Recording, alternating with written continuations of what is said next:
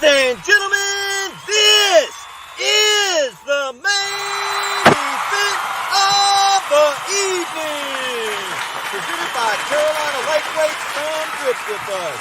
When the action begins in the studio, our referees for tonight's event are Elgato Azul and Carolina Real Streamers. For the slime lovers in attendance and YouTube and Facebook users from around the world, this is the moment you've all been waiting for. Live from the Elgato Azul TV studio in Louisville, Texas, it's time!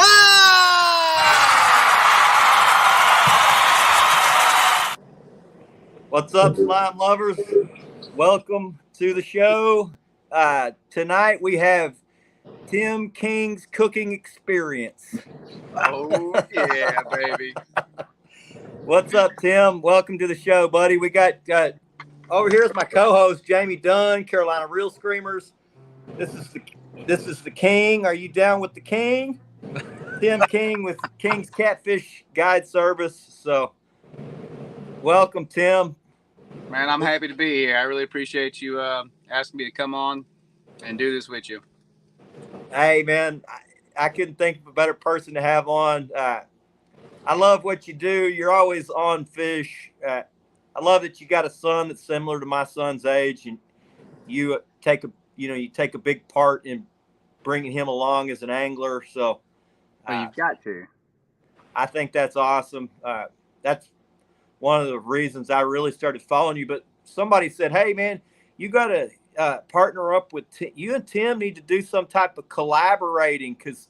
Man, every time I see him, he's hammering fish, and every time I see you, you're hammering fish. So somehow we need to get together and we can both fish and put on some type of fishing show.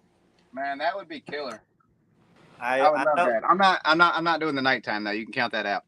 I'm not big on the night stuff, except for it's a little bit this time of year because it's 107 here in Texas every freaking day now. Wow. Oh, man. It's ridiculous, man. First thing I got to know is, what are you cooking up on the grill back here, man? You making me hungry. Man, we got some smoked chicken that we cooked in the smoker last night. Oh, nice. 6 ounces of chicken, 2 ounces of jasmine rice, and we've got 100 grams of Brussels sprouts with cranberry. Oh, man. It don't You're get doing it big. Doing it big time. I'm on the way, brother. What's your temperature there? It looks like you got a good tan. I know you've been fishing a lot lately. It's been in the 90s.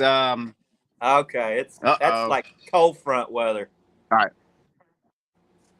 We got yeah. It's still it's been like in like the mid 90s. Last week we had a nice cold front come through, and it was like in the 80s. It was really nice. But it's been the hottest summer that I can remember in probably the last 4 years. It's crazy. I stepped outside and this is what happened.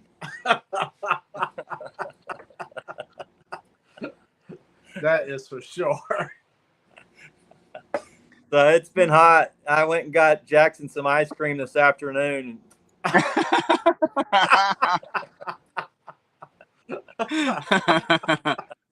My wife went and checked our garden. Yeah. That's your own popcorn, brother. Man, it's gotten ridiculous. I can't get used to it no matter what. I hear these guys say, "Oh, well, y'all going to be complaining about the cold here." And I'm like, you won't ever hear me complain about the cold in Texas. No. How cold does it get there? We'll get a week or so where it's in the 20s, but that's it. I mean, it's usually our nighttime temps will get in the 30s. It's like optimal big fish weather, pretty much all winter. So that's when we get to do what we do. Yeah, that wintertime is definitely, where it's at. If you really want to target a trophy size fish, it's so much easier to do it in the wintertime. And you just, everybody's getting enclosures now, but you used to have to man up and, bundle up and get out there and do it. And I'm so thankful for my enclosure. But I'm trying to figure out how to do it for my little boy because I'm probably gonna make him go fish with some of my other friends because I'm not gonna go back in the cold, but he is. He's gonna have to learn how to appreciate it, you know. Yeah, yeah, you got to make Yep. them work for it too, and I think that all becomes part of it. I don't really mind the cold. If you gear up for it, it's not too bad. The worst part, I think, is getting the bait. If Oh, if absolutely. you allow your hands to get cold right at the beginning of the trip, it's really hard to recover. But I mean, we got technology now. It's people snow ski and they're happy about it. So Yeah. Well, you know, the other thing too is I know a couple of older gentlemen around here. They don't run any they don't use any air condition here, and he swears that they don't have a lot of the joint problems and stuff because I don't think your body is really meant to be going in and out of the heat to I think cold. that's shocking. Yeah. You know, they say a lot of animals, if you take, like, for instance, it's 107 here in Texas, but inside the house, it's 70 degrees. If you take most animals and give them a 40-degree temperature swing instantly, it'll kill a lot of them. Oh, yeah. It's hard on a lot of animals. Yeah. So, Especially an old dog. yeah, yeah. You know, heat's what's killed most of our dogs over the years. So they get old, and then that one summer, that heat just did them in. So I think Yeah. it gets old guys too. It got my dad. He got out in heat, had a heart attack, trying to work like he's a young man. So, but How much difference is your summertime fishing that you do than your wintertime fishing? What kind of different techniques do you use? Well, I really I spent a lot of time on my graph. Now, I mean, obviously, your graph, you can go mark fish all day long. Your graph's not going to allow you to catch them, but there are little things on your graph that will tell you if that fish is in a feeding position or not. And so I spend a lot of time riding, and not a whole lot of time riding, but I do ride and look, especially if I've been off the water for a couple of days. That way, when I get my clients on the boat, we can go straight to that area and go ahead and I can scan again, see if those fish are still in that that position. But here on the lake, we have a thermocline, so that's something that you have to deal with a lot. Yeah. where's your thermocline at right now? About 35 feet. Oh, well, that gives you a lot of water. Yeah. Still gives you a lot of water. It does. So your thermocline is definitely one thing that you got to keep in mind of. Sometimes I feel like you'll see a couple, I call them daredevils. You'll see them dive underneath that thermocline. Oh, yeah. Yeah, you could see them actually using that thermocline. Like, they'll get on a ledge and orient over the top of bait, and they'll push that bait down into that thermocline to, I guess, it's speculation. I figure they're pushing them down in there because it makes them lethargic and easy. And it's kind of a barrier that bait knows we don't want to go down in there very long, but we got these fish over the top of us, and we ain't going that way. So, yeah. I know that they use that thermocline, and they, instead of orienting under bait like most of the time, they'll get over the top of it if they're on a piece of structure, which we're used to the thermocline here in Texas, so we got to deal with it. You act like it's hot there or something. Jeez. It can be your friend. The thermocline can be your friend. A lot of guys complain about it, but it eliminates a lot of water. And there is a little strip that's in between the top layer and the bottom layer that's super oxygenated, and it's a little bit cooler. So if you can fish that little zone, guys think it's a thermocline, but it's actually, that strip still has oxygen in it. You can fish that little stripe. Sometimes it could only be 2 feet. Sometimes it's like 5 feet, but it can That's be, right. It can be damn good fishing, really. So many people are, well, it all depends on what you're in it for. So, I mean, if you're in it just to go out there and have a good time, do what works for you. If you want to start competing in these tournaments and stuff, sometimes you have to get out of your elements, but at the same time, do what you're comfortable with, because if you're not comfortable with it and your gut doesn't sit good, no matter what decision you make, you're gonna be second guessing yourself the whole time. Yeah. That's for sure. That's the biggest thing. Whatever you do, just take pride in it, and you have to own up to it. So if you get your butt whooped and you took 6 hours to catch bait and you got to fish 3 hours and you didn't catch nothing, well, you may have not caught, you didn't do what you came to do, but you learned something. And you need to learn something every single day you go out. That's it. I agree. And I tell guys that are starting out, they're like, how do you really take it to the next level? I said, well, first of all, find a style that really fits kind of what you're doing and something that you're comfortable with and that you're having a little success at. And then once you start building that little bit of confidence in what you're doing, then you can add another layer to it. And over time, you learn all of it. You learn all techniques and every pattern and all that. But start out with the patterns that are working for you, where you can get some success. Chris, I've learned from all my wrong things I've always done. Every tournament I've learned, and as long as you go to each tournament or just any day of fishing, and you've learned something, man, take that and apply it to the next one. It's just that another stepping stone every time. So Tim, you're a pretty young guy to be such a high level angler. I tell guys it's very difficult to be super high level in what we do because there's just so much that goes into it. So how were you able to ramp up quickly? Who helped you out? Because we all had guys that helped. Oh yeah, helped us. So how'd you get to where you were at? Other than just putting the time in, who helped you? So first of all, my wife, she put up with me for the most part, but I never gave her an option. I was already addicted and really focused on what I wanted when we got together. And, like every relationship, she said a couple times, you fish too much. And, but, she's like, what could you possibly be doing out there all this time? Yeah, no, I'll drop clients off and I'm like, oh shoot, I still got like 2 hours before I got to pick the kids up. Let's go fish some more. There you go. But my grandfather, he's had a huge part of my success. He's 76. He's my best friend. I talk to him every morning between 5:30 and 6.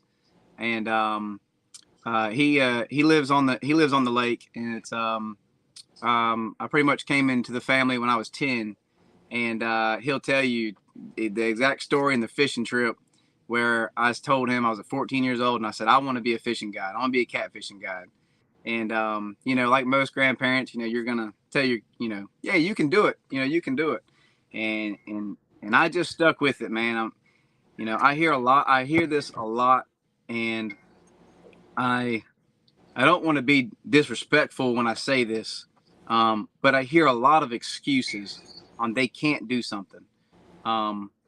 For a single man that's not married with no kids, if you're not working an 8-hour shift and going and putting time on the water either before or after work, you're not going to make it in this kind of business. Well, I'm not going to say you're not, but your success is going to be very low. I believe so.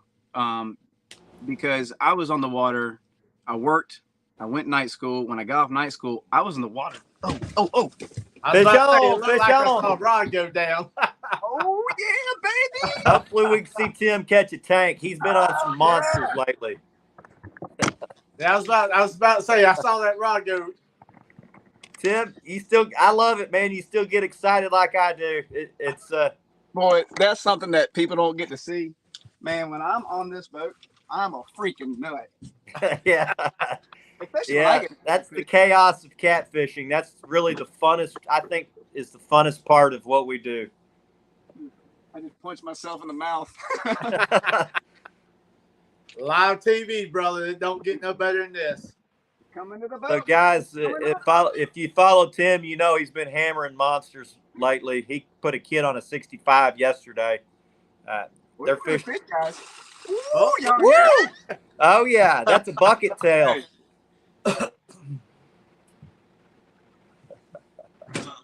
Get you some, boy.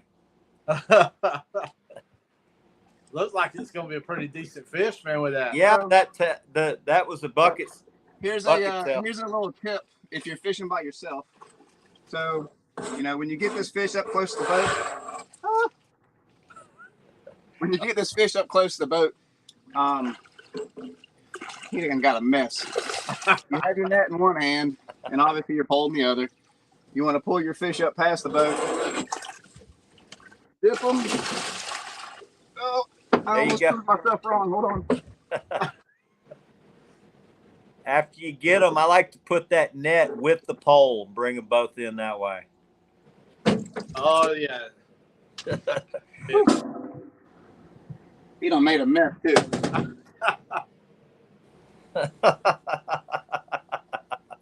Get you some, Tim. Heck yeah. I tell you what, that one looked like it hit pretty I'm hard. telling you what, guys.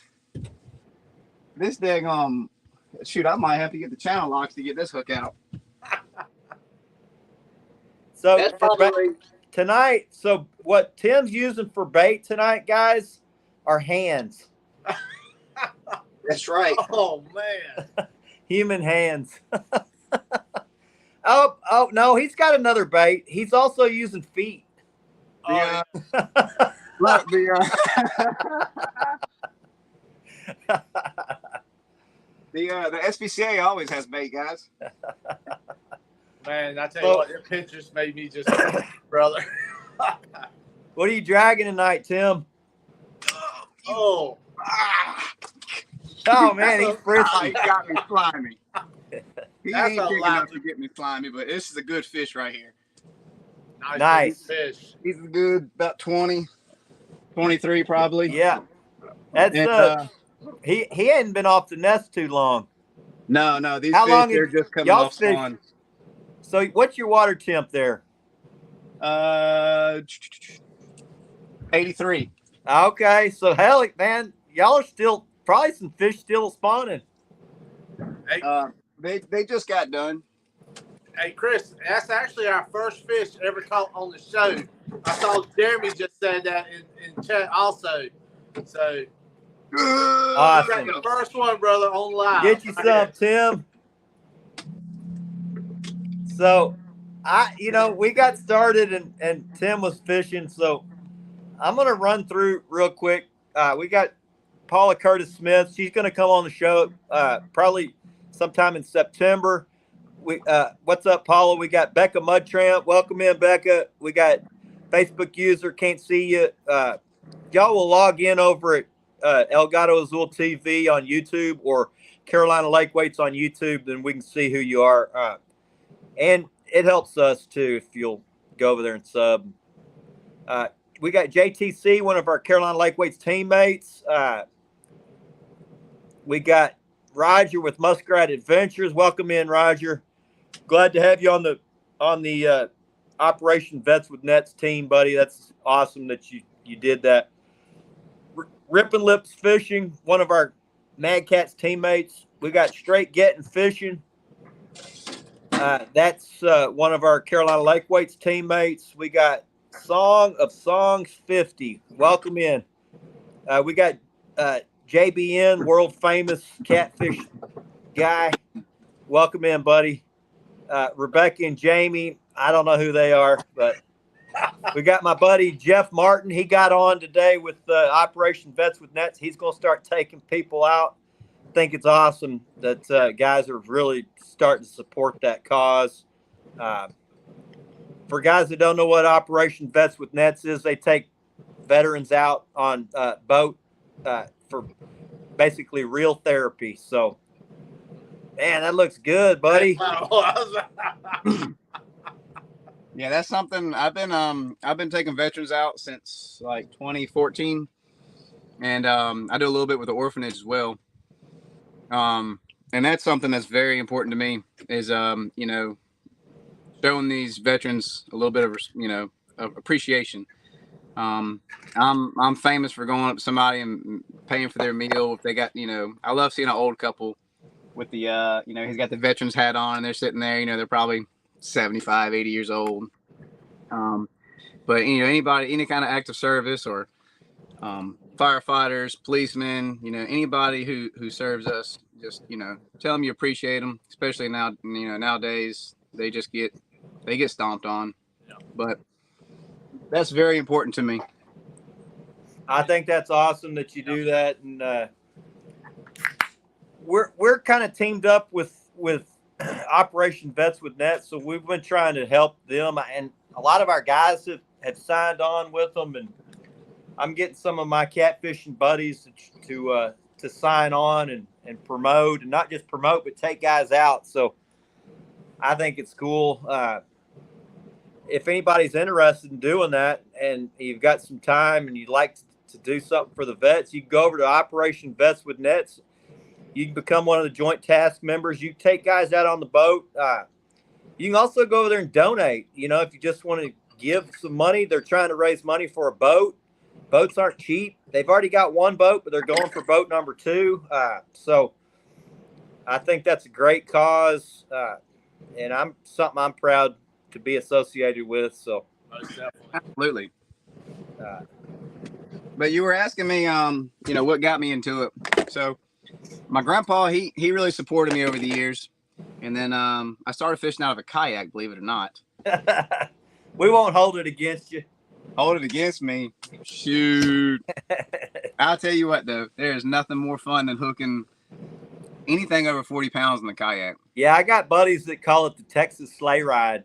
Oh, absolutely. I'm like, man, they're like, can you be my, I don't know what they call it, the home boat or whatever, and drag me out? And I'm like, I will drag you out all winter long. I would love to be able to video you fishing next to me, because I just think that would be awesome. Yeah. Don't tempt me with a good time. I can only imagine, man, hooked to 2 big fish like that, sitting there on that kayak, and that thing's just pulling you. Tim, man, I got buddies that go out shark fishing that catch 10, 12 footers on a kayak. It's like, that's insane. And they paddle out to the oil wells to do it. They don't ride in a boat. They go paddle out there. I'm like, hey, they earn it. I thought catfishermen were crazy. I've been trying to get somebody to go with me, but everybody's like, heck no, I'm not going shark fishing on a kayak. Why don't you go by yourself? And I'm like, I really don't want to go by myself, Yeah, I want someone there to watch me get eaten. Exactly, right? Get it on film. Yeah, at least get it on film. Reddit will let you put it on there. But so I started in a kayak, and then my old boss man, I was working at a lumber yard. He actually gave me a boat, which was if you've been following me long ago, you would have seen it. It was a like a McKee Craft center walk-through windshield. I started on that, and it needed a bunch of work done to it anyway, and then I just kind of progressed up. But my probably one of my best friends is Van Hughes, and if y'all been around the catfishing industry for a while, you know who Van is. Back in 2012, I mean, I was probably around 18 years old, or maybe, anyway, whatever. He invited me to fish with a tournament, and I was actually late showing up the first time ever fishing with him, and I was like, "You're fired." This guy is never gonna let me fish again, and I didn't have enough bait either, and I thought I had plenty of bait, because I didn't use a whole bunch of rods then. Anyway, we went out. It was a bad night, and I was like, he's never gonna let me fish again. And long story short, he invited me again, and we just hit it off. And Van is an old school guy, and he knows how to fish for every species in this lake. And he put the time in, not just using electronics. So he has been a huge part of my success. And then it's just out there grinding. And sometimes you get frustrated because when you're doing this, everybody says, hey, I want to do it, this, that, and the other. You don't realize how much pressure's on you until it's there. And most of the guys that come into it, they might do it a season and then they're gone. and it's Yeah. stressful on the family life. So you gotta find that balance. I know a ton of guys that jump in heads first from a different species, and they just the low success rate just sends them packing. Uh, they think catfishing's going to be easy, and I'm like, in reality, trophy catfishing is probably one of the hardest things to be consistently good at. Oh, Get you some, Tim. saw that planer board disappear back there. There's one thing though about I trophy may have pulled it catfishing out. is you can just go do it and get lucky, and it will keep you kind of motivated to It go does, but, to like, try to get better. the spawn will tell you how much you know, and when it gets real cold, it'll tell you how much you know. Yep. Well, one thing Turn. about these blues is they're constantly on the move. They don't stay in one spot for very long. I know that if you're out fishing every day, it is much easier to target them than if you're a weekend angler who has to go pick up where they were from a week ago. But and you got to calculate all that data over such a long period to be able to figure out where they're going to be when you show up at the lake that day. It's pretty overwhelming when you first start. But I the tell more you, people it's like Nike, just do it. yeah, just get out there and do it. That's it. You know, I don't know about y'all, but I know after a day out on the lake in a tournament, man, when I get home, I'm just exhausted. Dude, Mentally, the whole physical, everything, man. hey, man, I'm beat up for days. I mean, sometimes it can take a whole week to recover from a good trip. By the end, I wish I had a picture of my hands at the end of trophy season. My buddies are like, I never seen hands look like that. Man, I'll be taking my socks off and using my socks for gloves and stuff because I just can't handle it no more. Like, I'm like, I ask my buddies that fish all the time, like daily, Tim, I'm like, how do you deal with the hand thing? Because I will wear gloves and my hands will still get destroyed. I'm like, I need some recovery time for my freaking hands. The bait process, the finger and the line, letting the line out for the planer boards. I get these slices right there at the joint that just don't heal all winter. My knuckles stay bloodied. Guys like rub some slime on it. Like, yes, so it'll be messed up for 6 months. And you're sitting there begging the fish, no, don't move. Just let me get you picked up and get you back in the water. Man. Your hands hurt so bad. Yeah. And right when you go to put him in, he's like, my turn. Boom. That's it, man. It's like, there's that feeling again. Tim, for a lot of the ones that don't know, tell us a little bit about your setup tonight. What kind of boats you fishing on? My name's Tim King. I'm located in pretty much right here in Clarksville, Virginia, on Kerr Lake, also known as Bugs Island, where we catch monster catfish. There's that guy right there. That's the slime machine right there. That's a hell of a good-looking boat, man. I love it, man. I'm very thankful to have these vessels that I have. Those people who've known me for over the years, you've seen where I've come from. And the amount of hours and stuff that I put into the the materialistic things and just the success.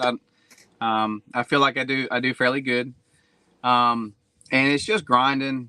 But I run a catfishing guide service called King's Catfishing Guide Service. We run pretty much year round. We've got there you go, man, brother. I can't get at that fish was probably one of the coolest things. And we caught that fish on TikTok Live. We had a little over 900 people watching us catch that fish. That's awesome, man. Yep. Thanks, brother. So I fish for Slime Cat Rods. I've been with them since they started for almost 4 years now. Been helping them develop some stuff. And then we've got Nocturnal Nation hooks. I don't tell anybody, you have to buy the products that I use. This is what I use. This is what makes my success. You use what you like and what's comfortable for you. I tell people all the time, man, go to Walmart and buy an ugly stick. See if you're going to like this before you drop $5,000 in in rods and reels, because if you're gonna go 10 times a year, you don't need nothing crazy. $1,000 ain't gonna get what you got though. Yeah, my wife reminds me sometimes. That's what you told your wife, but Yeah, I know, right? But I'm like, hey, look, I spent $1,000. yeah, oh yeah. I ain't saying nothing.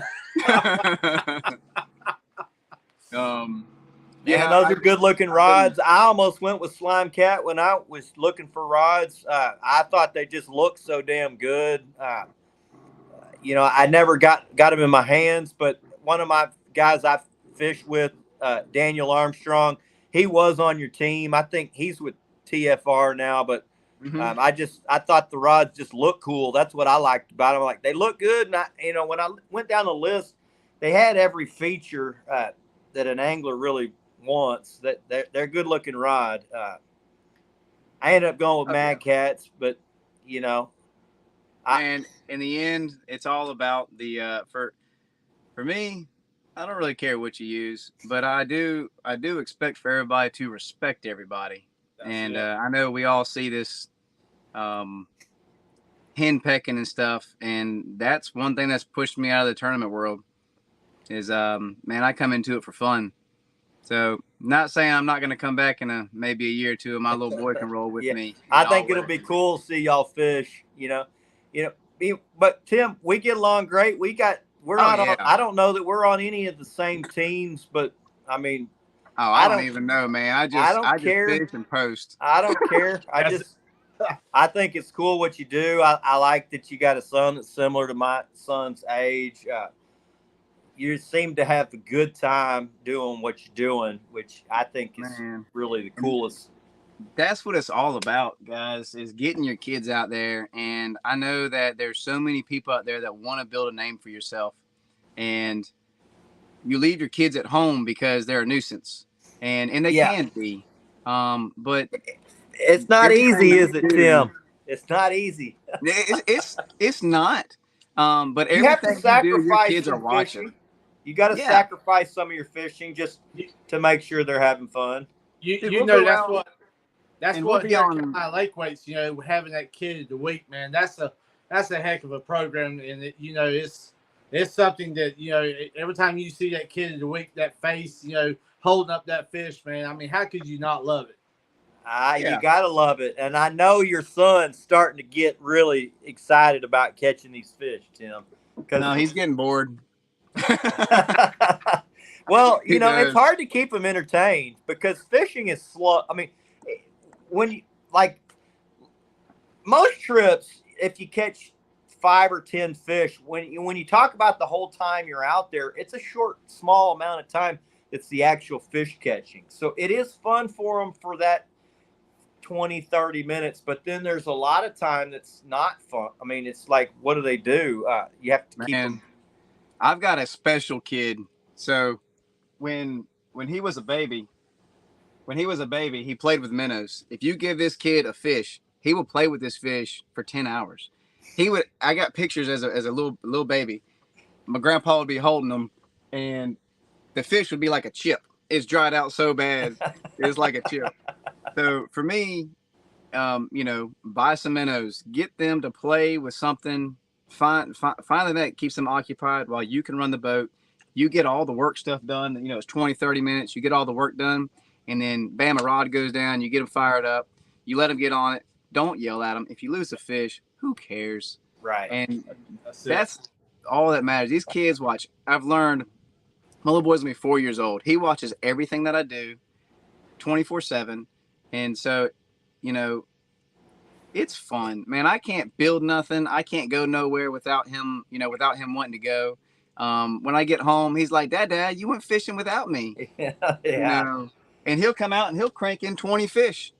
And then, the next day we go out, he'll be like, nah, you catch them. That's it. He fights grandpa over them. He was 3 years and 1 week old, and he reeled in a 68 pounder, all by himself. I mean, he left in the rod holder, and he just cranked it in all the way to the boat. And we had my little, we had our 1 month old on the boat, and my wife, and that's probably one of my highlights right there. Yeah, know, that's that's special memories, man. stuff that will always stick with you. Now he's not going to remember it, but No, maybe. But I bet that he didn't get any more excited though over the 68 as he did a 5. no, it actually kind of ended up being bad because, so It that was kicks their butt, probably right? It kicks his butt, right? no. So it was the most excited that I've been in a long. My excitement level was crazy. Like I was yelling at my wife. I'm like, "You need to be recording this. What are you doing? Record this." So and it's a tangled up mess in the back, and I'm playing musical rods um and all this, and then we got it. I got it in the net, and I said, "All right, buddy, hop down." And he had these little cheap, hard rubber rain boots, and when he went to jump down, his feet slipped, and he landed right on his face. Bam! And I didn't see it. I just thought, I thought he, kind of tripped. I didn't know he fell on his face, and I was like, "Get up, you're all right." And so he cried for like a couple seconds, and he got up. He had a little knot on his head, like instant. And then I got the fish in the boat, and that fish went crazy. And my wife, she screamed a little bit, like or whatever. For almost 2 or 3 months, he was scared of fish. After that, you couldn't get him to touch one. Oh, And I was like so mad at her, but now he's back into it. But I don't know. Keep your kids fun. Take anybody you can take out. And I know it's frustrating. My grandpa, that's a handful. I can take two. I can take the 10-month-old and the 4-year-old, and I'm good. But I can't handle grandpa and the kids. But Yeah, I know think people it's want to. cool, Tim. Sometimes I'll just pick up some guy at the boat ramp that's got a Yeah. minute bucket. I'm like, go put your stuff up. And he's like, well, can you need me to bring anything? I'm like, no, just go put your stuff up in the truck and let's go catch some fish. I'm like, y'all been catching any? Nah, we ain't. I'm like, well, jump on. We'll go catch some. To me, some of those kinds of trips are the funnest. Oh yeah, and You they'll know, tell all their friends. oh yeah. yeah, And yeah. I know. I'll pretty much take. I know you're a guide, so it is a living for you. But pretty much, I'll take anybody fishing that asks me. I'm like, they're like, can I pay? I'm like, no, I'm out here, so I'm just doing it, man. This is what I'm out here just doing it. So you don't have to pay me because I'd be out here anyway doing it, and I just enjoy letting somebody else feel that excitement of catching a good fish. Oh There's yeah, really nothing better than a PB. man. Yeah. I tell I don't you. know. There's just something special about the PB. For me, I just love when a guy or a girl or a kid gets the PB, and you must get to do it all the time, man. I mean, that's got to be a huge Yeah. joy. Yeah, I was It's about to pretty say. cool, especially when you take. Man, I've got a lot of tournament guys. Believe it or not, they actually book trips with me. Yeah, they I'm want not. to learn. I'm not allowed to post nothing. I can't tell anybody they fish with me because they don't want anybody to know. They want anybody to think they did on their own. So Yeah, that's what it is.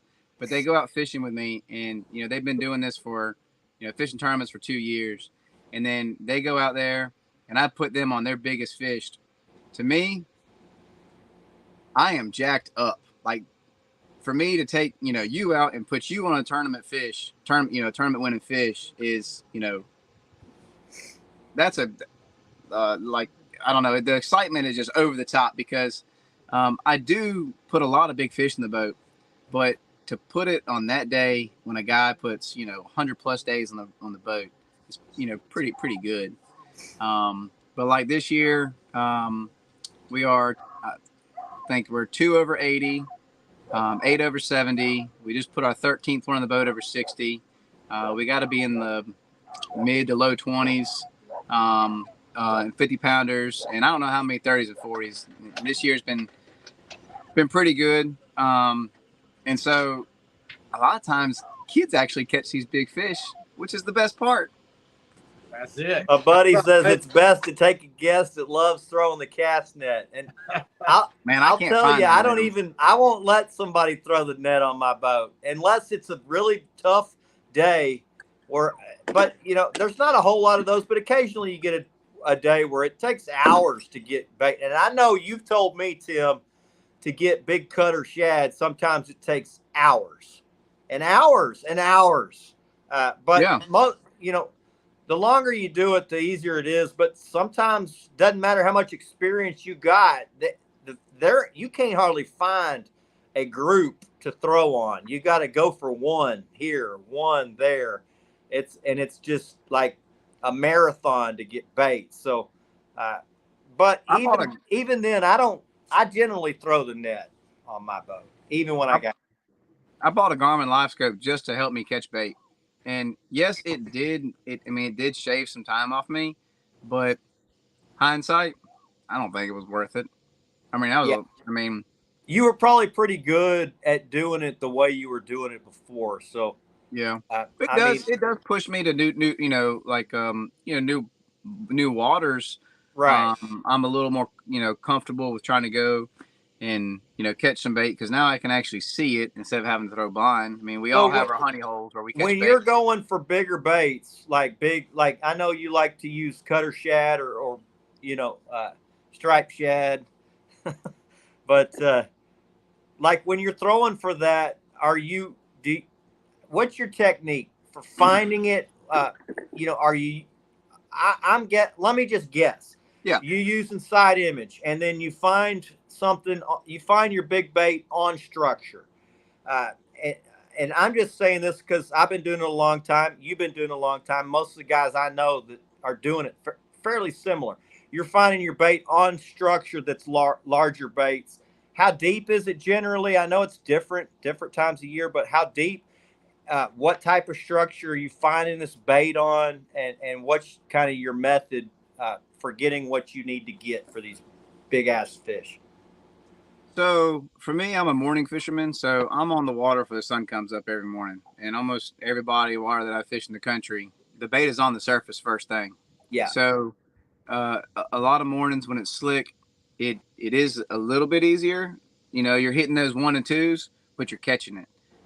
So I tell people, I mean, I know guys, they get on the water at 6 o'clock, and I'm like, if you got here 45 minutes earlier, yeah. you'd have bait in 30 minutes. I got buddies that that like to go in the light. They'll Yeah. find the lights when it's nighttime, and they'll throw there, and it's real easy for them. Here we don't have the docks don't have power down to them, so we don't have that that option. Okay. Some of the bridges have some lights on them, and that's like I mean, yeah, you'll find butter beans on it year Yeah, round. but do you ever even use those? I mean, other than maybe around the shad spawn or something, maybe like that. I always keep a couple in my pocket. Not my pocket, but I keep a couple in the cooler. So when the bite gets tough, I can still produce, some 5-10 pound fish. But wouldn't you rather take a big one and cut it into small pieces rather than take a small one and just use something that turns into mush?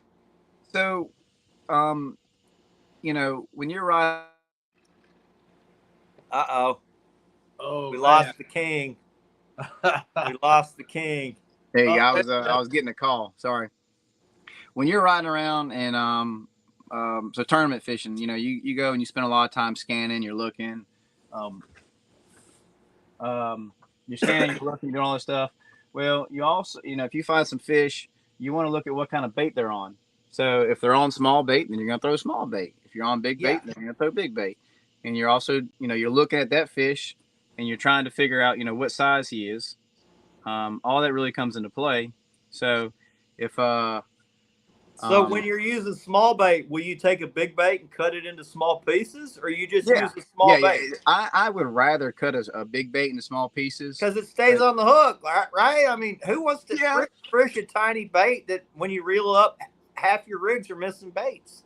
But if the baby baits is what's in there, Looks like he's got one. no, it's that brush pile. I just saw it. But we got it back. If they're feeding on the smaller baits, I'd rather have a bait the exact same size like what they have instead of something different. That's how I do it.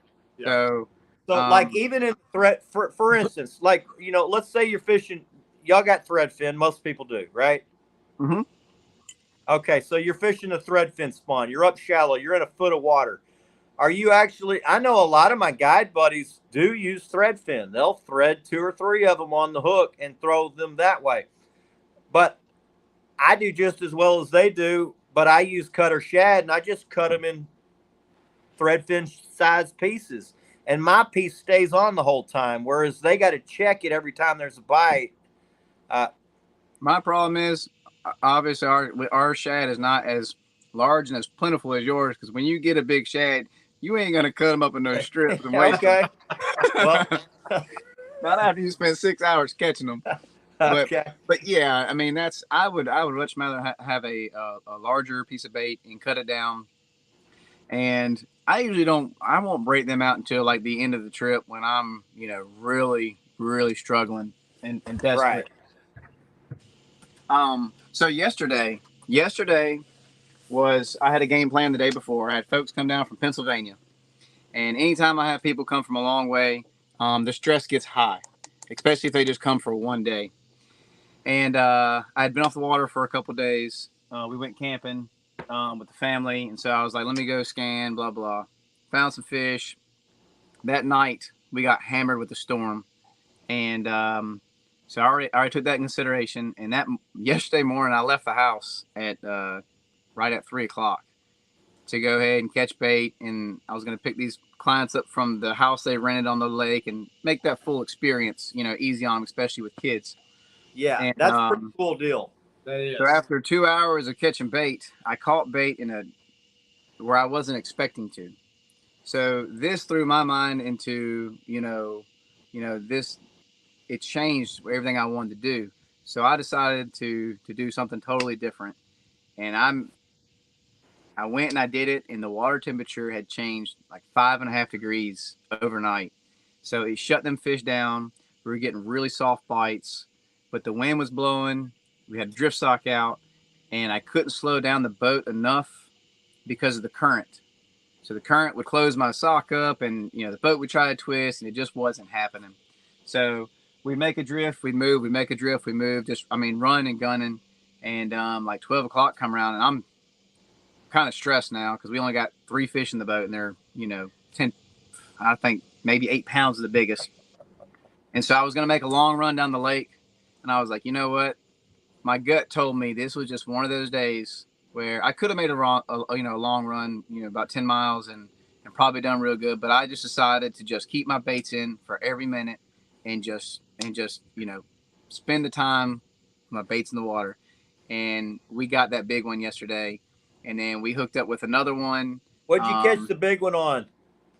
We caught him on gizzard shad, I believe. Like how big a piece? What cut are you using? Do you switch up cuts? I know Brandon Ladd says if he has enough bait, he's Not throwing all heads. He's also there. You go. He's anchoring a lot. So I mean, when you're dragging, my palm. what cut do you what do you catch your best fish on? I know you've got a preference. I know it's obviously changes a lot depending on the season. Probably right now chunks are fine. Maybe a different time of season you may go bigger, more like natural size baits. So tell us a little bit about your bait selection and what goes into all that. So I try to have a little bit of a smorgasbord because, we all know that some days they're pickier than others. This time of year, they're going to eat anything fresh. Now, the bite might be better on shad or might be better on, crappie or perch. So I like to keep a good variety. But I start out, I'll run, I've got 8 rods. So I've got 8 different pieces of bait that I can cut. I got 8 different leader links, corks, and nothing is the same out here. The only time it's the same is when that one rod's getting hammered. Yeah. And when that one rod's getting hammered, you do suck it up, Buttercup. You got to reel those rods in. You got to retie all your rigs just like that one, and let her rip. And you can't be afraid to tie knots. That's exactly. A lot of people get lazy. That's how we roll, buddy. Yep. That's how we roll. Yep. So this time of year, do you chunk it up more? I know. Both. I do. I'll run a little bit. Will you use whole baits? I use whole baits. My Do you first fillet drag baits? is Because everything. I'm a Yep. big fan of filleting baits. I like, if I'm going really big, I like big fillets and I like big whole baits. Hmm. I mean, especially this time of year with them feeding pretty heavy. If you want to go target big fish, now elephants eat peanuts, and I don't Yeah, know about y'all, definitely. but I've caught some of my biggest fish We've off of had Micah small species. Burkhardt on, and he said he caught that record off a tiny little. Well, I'm not gonna say tiny. He said he caught it off a sand bass head that was about as big as my fingers. So that's, Yeah, for most guys, that's a big bait, but for big fish anglers, that's probably a regular size bait. I, I, that is definitely not a small bait, but I guess in his mind, that's a small bait. I recommend just going out there and what's your goal here. So when people Let me call ask you me, this, Tim. Do you use bait size to filter out smaller fish? So you use absolutely. a bigger bait so that you're not spending time with small fish in the boat. Your bait's out there for the bigger fish. Yep.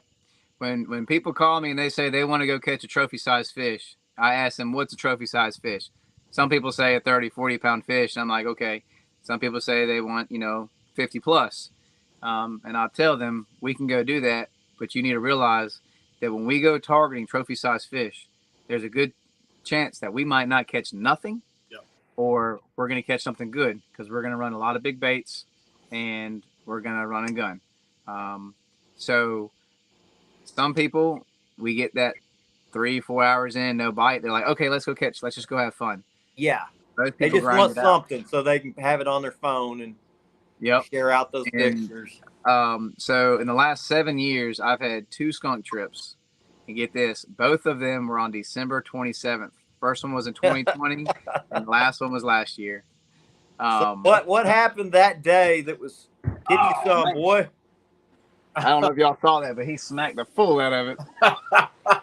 So what happened on those days? Let me guess. North front was hitting. A lot of rain. Both times we got a ton of rain, and the lake was just muddy as all get out and windy. And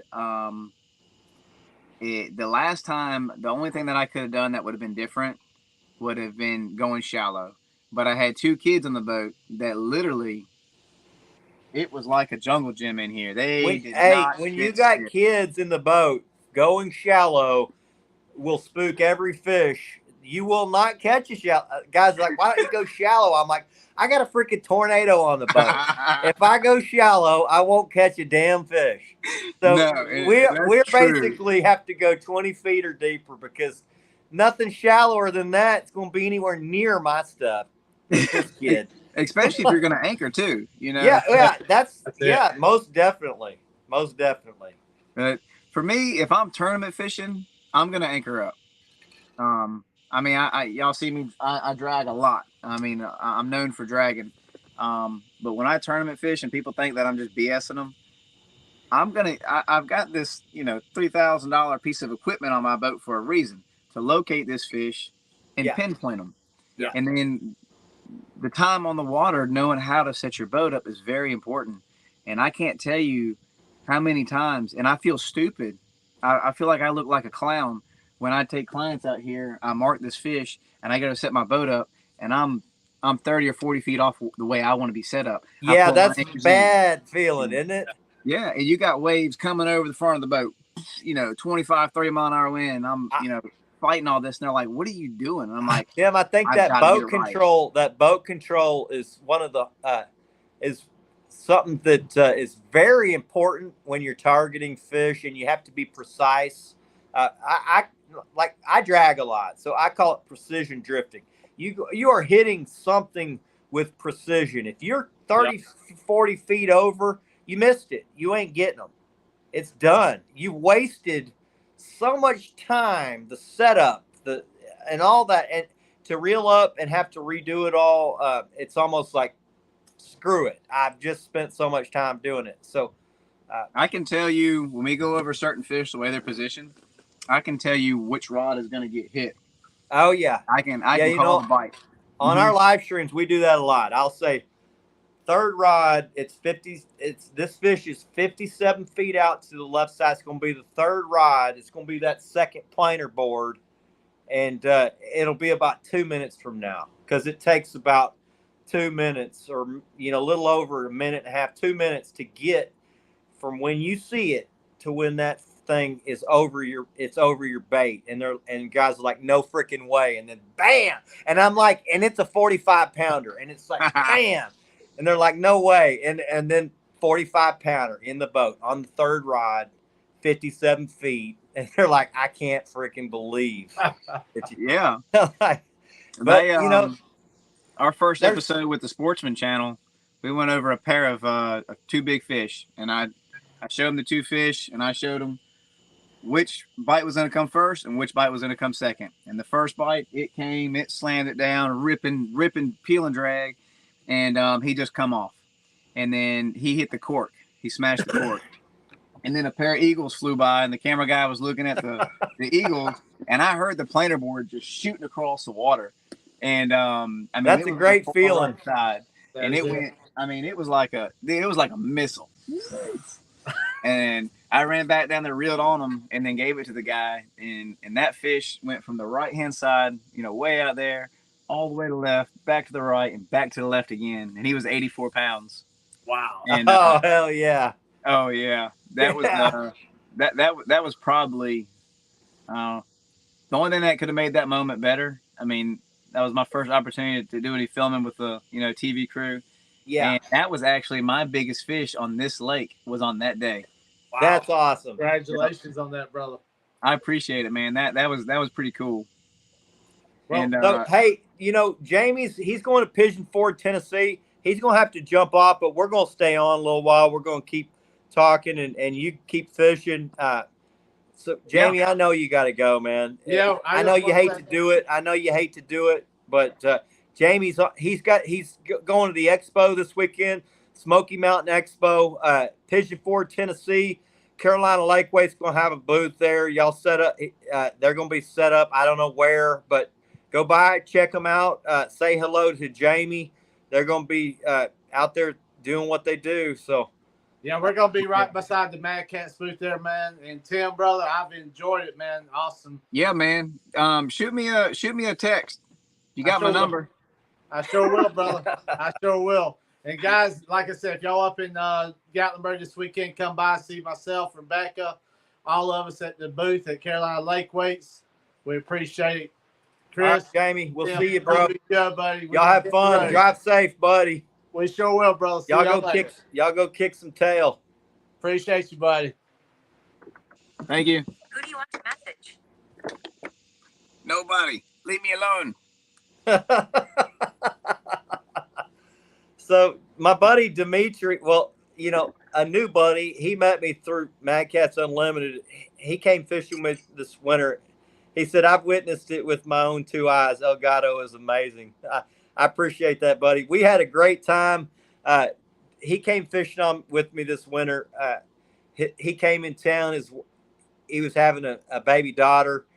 He had his daughter, and then we went out and just freaking hammered big fish. Like, I mean, we had just one of those types of trips that was you dream of it.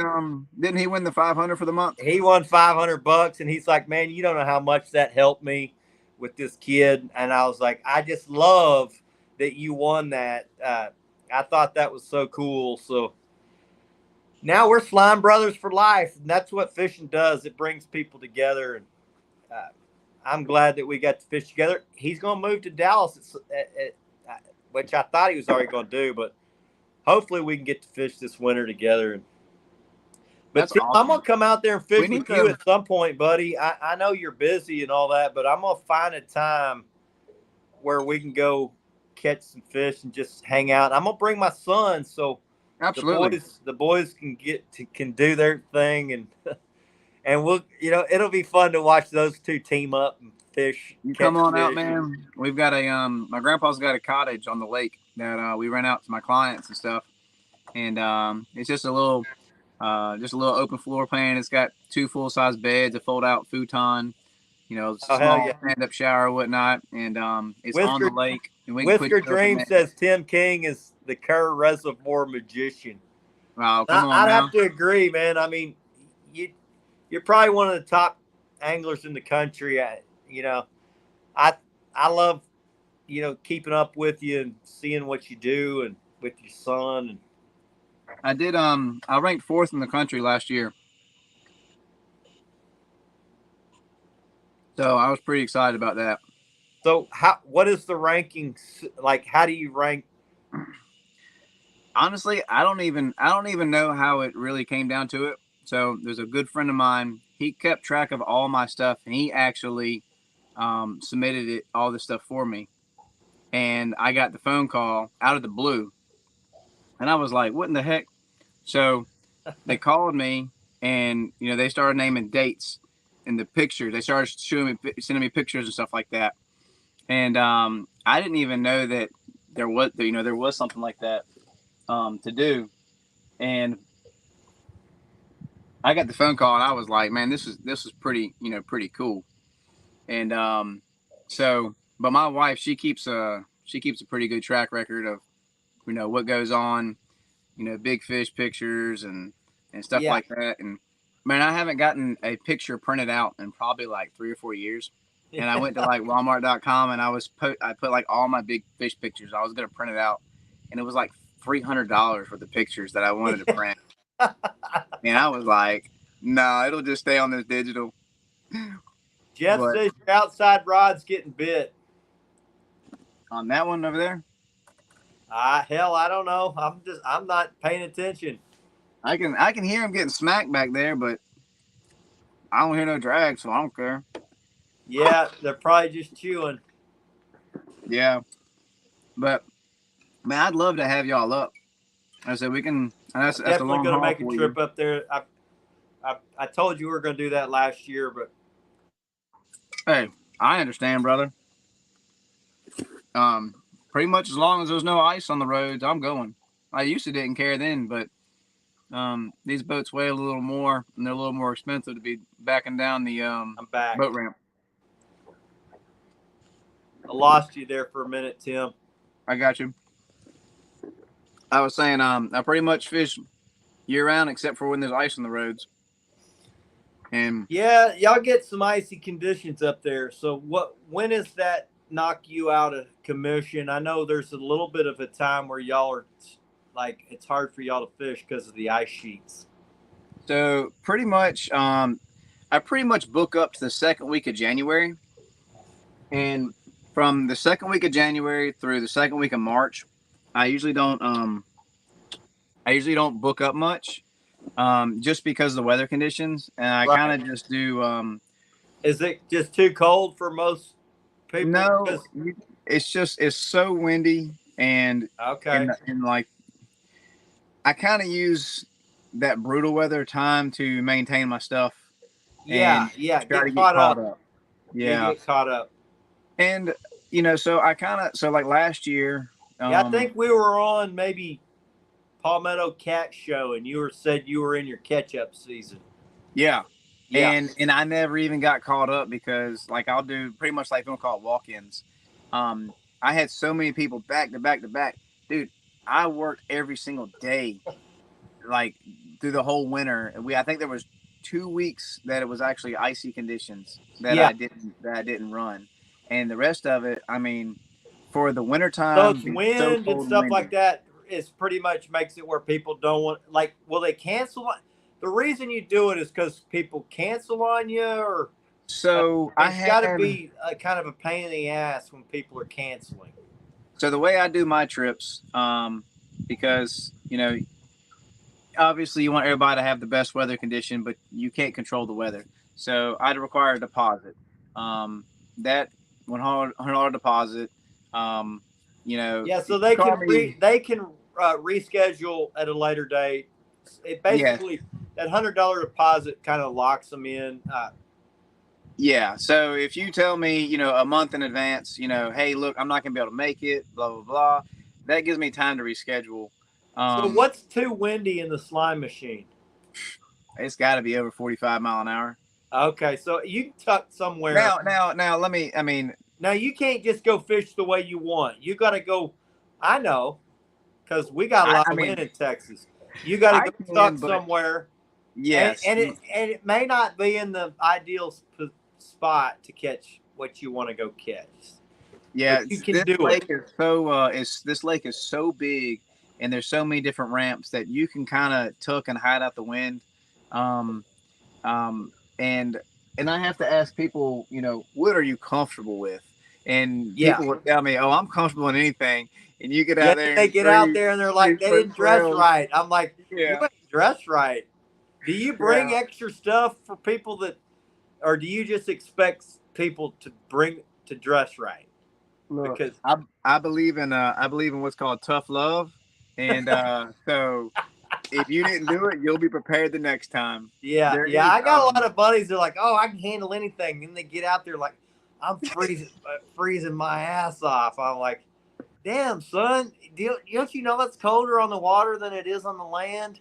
It's about 10, 15 degrees, feels about 10, 15 degrees colder on the water. heck Uh, yeah. it, Well, on the but if you're not used to being on the water, I guess it's not second nature for people. So I'm still not used to it. What you there's talking not, about? there's nothing worse though than freezing your ass off all day. No, I It's almost like got torture. frostbite one time, and that just about broke me right there. And then we couldn't get out the boat ramp. We got the truck stuck on the boat ramp because it started snowing and stuff. And that was probably the most miserable time of my life. Like I was ready just to get, I was ready just to put a nail in the Yeah, coffin, man. yeah, that'll make you not want to fish a few trips after that. Yeah. That. But on the slime boat, on the slime cat boat, we've got I installed one of those diesel heaters. I'm pretty sure you've seen most people got Yeah, them now. And man, I can keep that boat up in the 70s, yeah, 80s. that's like freaking comfort Yeah, paradise, yeah. man. Like people will be in there and they're like, "Look, man, I'm sweating my butt off," and I'm like, "Well, you gotta take take some layers off because when I'm out here for 20 and 30 minutes in this 20-mile-an-hour wind, Yeah, it's I'm cold. freezing. And when I get to come in for it could be 2 minutes, it could be 10 Yeah, you minutes. got to warm up quick. Yep. And I've already, I mean, I've already got rheumatoid arthritis in my hands, and Yeah, yeah, that's so this year with having that ability to stay really warm, I didn't have any issues out of my joints this year, and so that was a big thing. Comfort is you can't put a I mean you can't put a price on it, but once you feel it, no, like no, no. All my family members are geared up so heavy. My wife's like, "Damn, you spent a fortune on this gear." I'm like, "Yeah, well, I don't like to hear complaining when I'm on the lake. I mean, I want Jackson to be comfortable, and she barely comes at all. But when she comes, she's geared up just like a guy that's out there every weekend. look, I don't want her to be uncomfortable because I know how miserable fishing can be. Really fun. It can be also about the most miserable experience of your freaking life if you're not comfortable. Uh, well, so and you know this that no BS in your worst um, condition days are the best fishing days. oh, no doubt, no doubt. I don't know why the biggest, nastiest fish but you won't catch any small ones. Nope. It's like no, like, but the biggest, baddest fish in the lake, he don't care. He's like, I'm coming out to play. So, If you go to one of my YouTube videos, this was when I was on my old pontoon boat. I had a red jacket on. I want to say it was early February, and I had told my wife we had my little boy. I know it was shortly after, like a couple months after my boy. I hadn't been on the water, and I was like, I've got to get out there and start grinding again. And we had just had my little boy, um, and I had got on with Slime Cat, and I'm like, man, I ain't put no big fish in the boat in a couple weeks now or months. And I was like, I'm going, and I got out there, dude, and it was windy and freezing cold, and I'm miserable, and I was ready to throw in the towel, and then I caught two huge fish, and did you catch them pretty close together? no, I actually caught them probably about half an hour apart. Okay. Um, And I mean, the wind was ripping. I was probably moving like 0.7, 0.8. I had 2 drift socks out and the trolling motor Yeah, on and you're sticks thinking, going man, backwards. I'm just freaking beating myself up out here. Yeah. And I was so cold and miserable. I'm like, man, you're such an idiot. And then I hooked up with that fish and your whole tune changes. And then I got that second fish and I'm like, man, I'm calling it a day. Oh, and there was a huge, probably a 10, 15-pound carp still in his throat.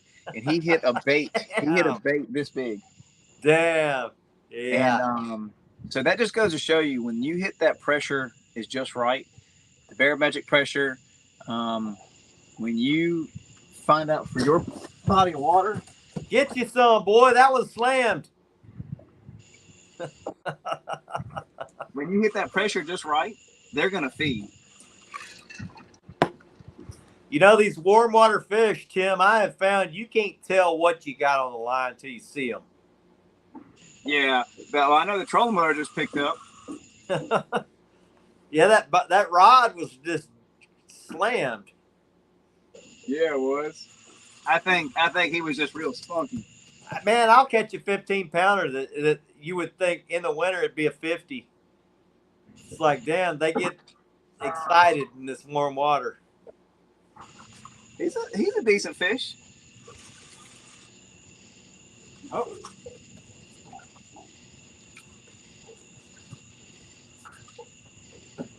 Fish on, folks.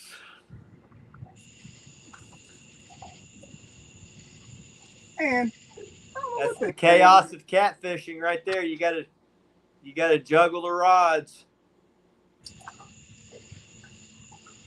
Well, hopefully I got a good hook set because you want to do this while the fish is away from the boat, people. Learn from my mistakes.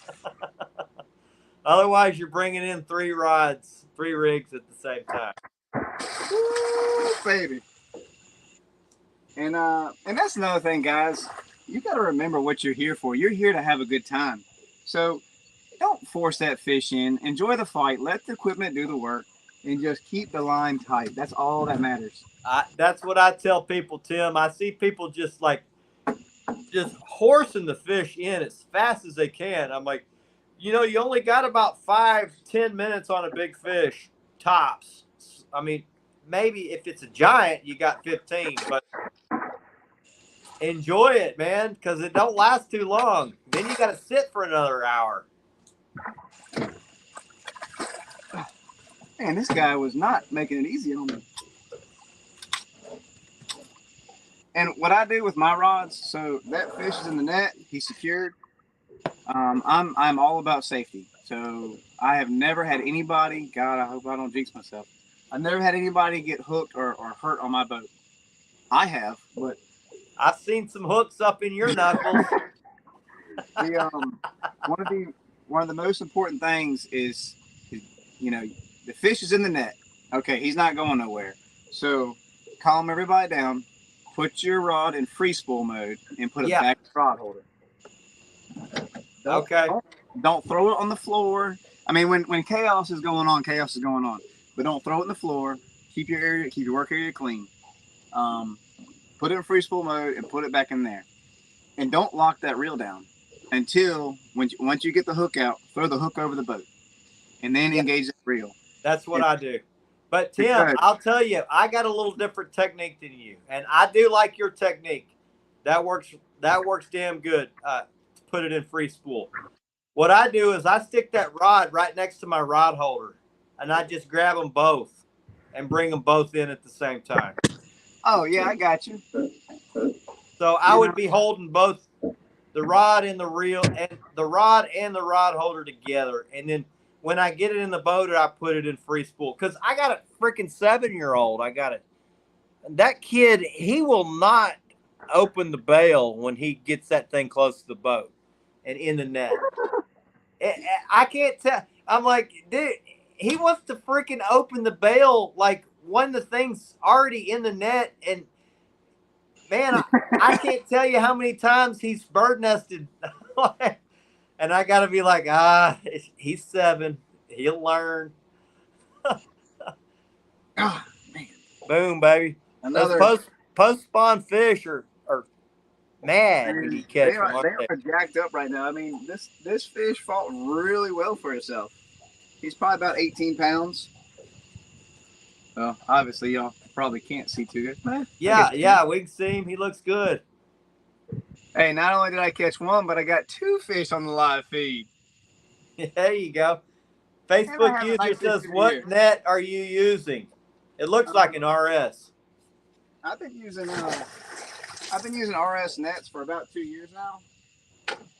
That's what I use. They work good. They're heavy. You can step on them.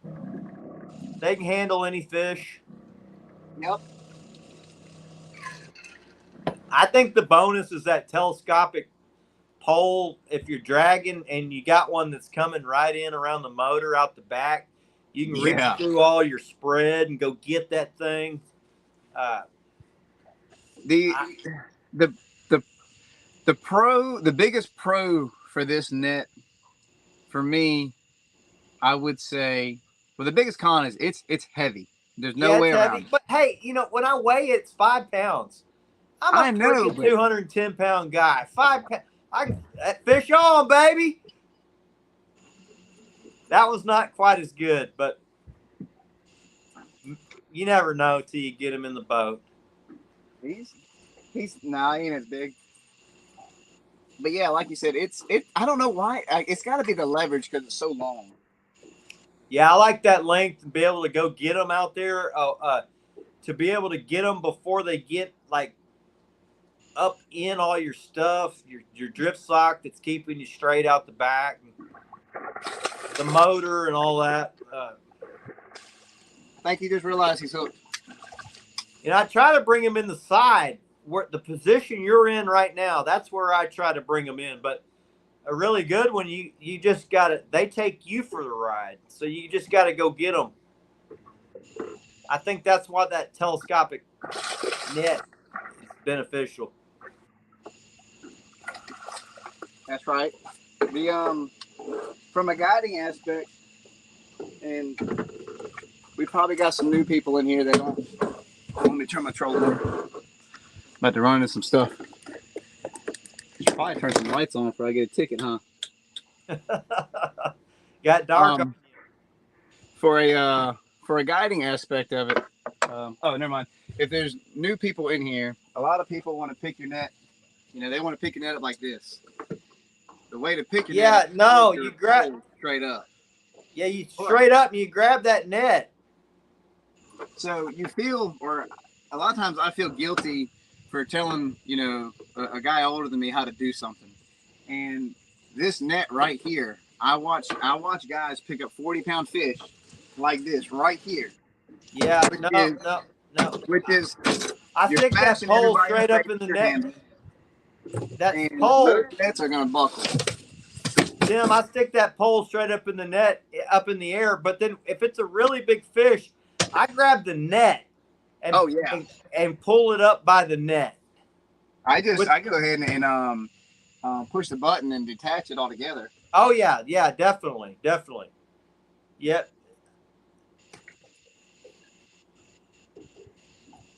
What depth are you catching them in tonight, buddy?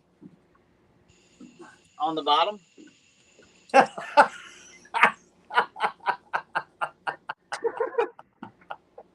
We're in 17 foot right now. Okay. That's about where we've been fishing.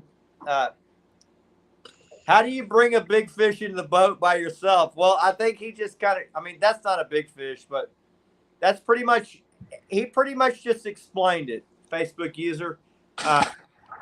You stick that pole straight up in the air. You grab that net on both sides of the net. So you'll grab the net on the right side of the fish and on the back side of the fish, and then you just hoist that thing over the edge. The biggest thing with netting any fish, but especially a large fish, is timing. It's timing. So when you're bringing that fish in, you've got to watch where that fish is going, and you've got to really pay attention. You want his head going in the hoop. Yep, you want don't get overexcited. We all see it happen. Um, we all see it happen when you get excited and you got your net in the water and the fish is still like 3 or 4 feet away. Well, when you put that net in the water, he feels that vibration. He's like, I'm He's out gonna of take here. off. And if you don't have a good hook set, or you could have a nick in your line or anything to go wrong, you might lose that fish from that extra jolt or having your drag set Tim, properly. let me ask you this. When you bring that fish to the surface, are you looking at where that hook is hooked? Because that's something that I do. Fish on, baby. No, that one was a log. Okay. I'm So going when you over. get that fish and he finally comes up to the next to the boat to the surface, are you the first thing that you do? I'm gonna go ahead and guess. Do you look at that fish where he's hooked to determine on how confident you are on how you're going to handle that fish from then on out? Absolutely. Absolutely. That is the most important part, is to see how well that fish is hooked. If he's got a good hook set, oh shit. Excuse me. I went over an entire tree just now.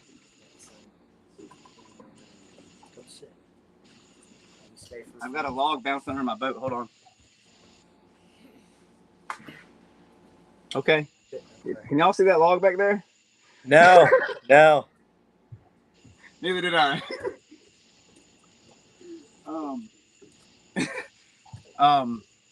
I want to see how that fish is hooked. And I tell people to don't pick his head up out the water, because when you pick his head up out the water, if the hook isn't in there good, it's going to come out, and that weight and everything's going to come flying back at you. And no fish is worth getting hurt over. But if it's got a good But hook you'll set, also lose your best fish, Tim, if it's skin hooked or whisker hooked, and you well, get him up next to the boat. That's right then is your only real opportunity to be like, do I need to back this drag off really quickly? there you go. To be able to catch this giant, or is he just going to make a hard run and rip this thing right out of his flesh and be gone and break my heart? Because we've all had our heart broken on a big fish. Oh yeah.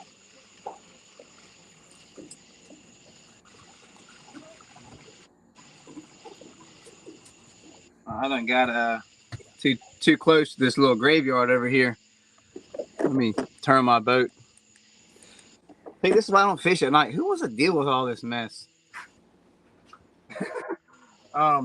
Yeah, so the most important job on the boat is the net man.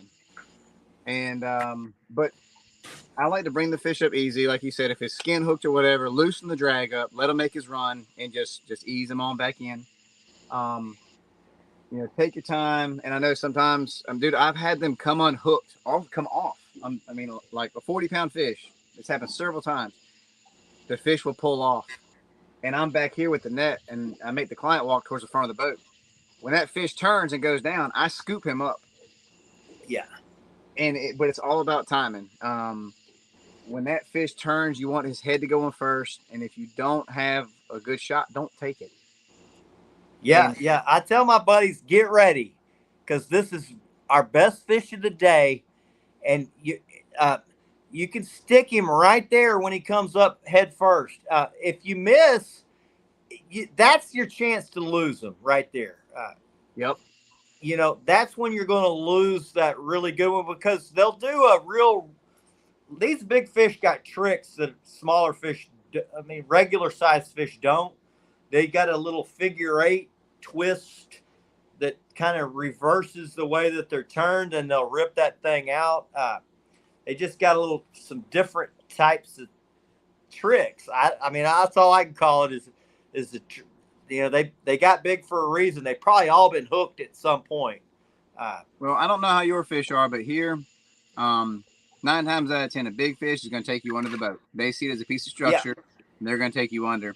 And I tell my clients all the time, I go through my little rod spill first thing first when I get the rods in the water, and I tell them I'm going to bring you to one side or the other. And if I tell you to stick your rod in the water, stick the front of the rod all in the water, you do it. to keep him off the bottom of the tunes. And I've actually had to do this one twice. So the rod up front caught a big fish on it, and one of them I had two ladies came down from Canada down here to fish, and the rod up front hit. I never saw it, and it was all the way back here under my on the pontoon. You got the corners. The line was underneath that metal corner, and so I was upside down. One woman was holding my legs while I'm getting this line undone, and the other woman's I got the full enclosure up. She's at the front, and we got this enclosure in the way. And I got the line in my hand. I told her, I said, throw the rod in the water. She's like, what? I said, throw the rod in the water. Do what? I said, throw the rod in the water. Yeah, it's so, tied to the line. Yeah. So she throws the rod in the water. I got the line. I pull it up. She gets it in. I think that one was 68 or 69 pounds. And then her friend catches, we got another 60 pounder. And that one went underneath the anchor rope. And I also, once again, had to lean upside down and move this rod around the anchor rope to get it out. Yeah, the big ones tend to like, they know how to do that. They like to go into your drift sock, your anchor line. They get into your motor. I've had fish go around the boat 3 times. Mm-hmm. All the way around the boat. Underneath the boat, I don't know how they know that. But I mean, obviously they know the boat's there because they get boat shy when you're dragging.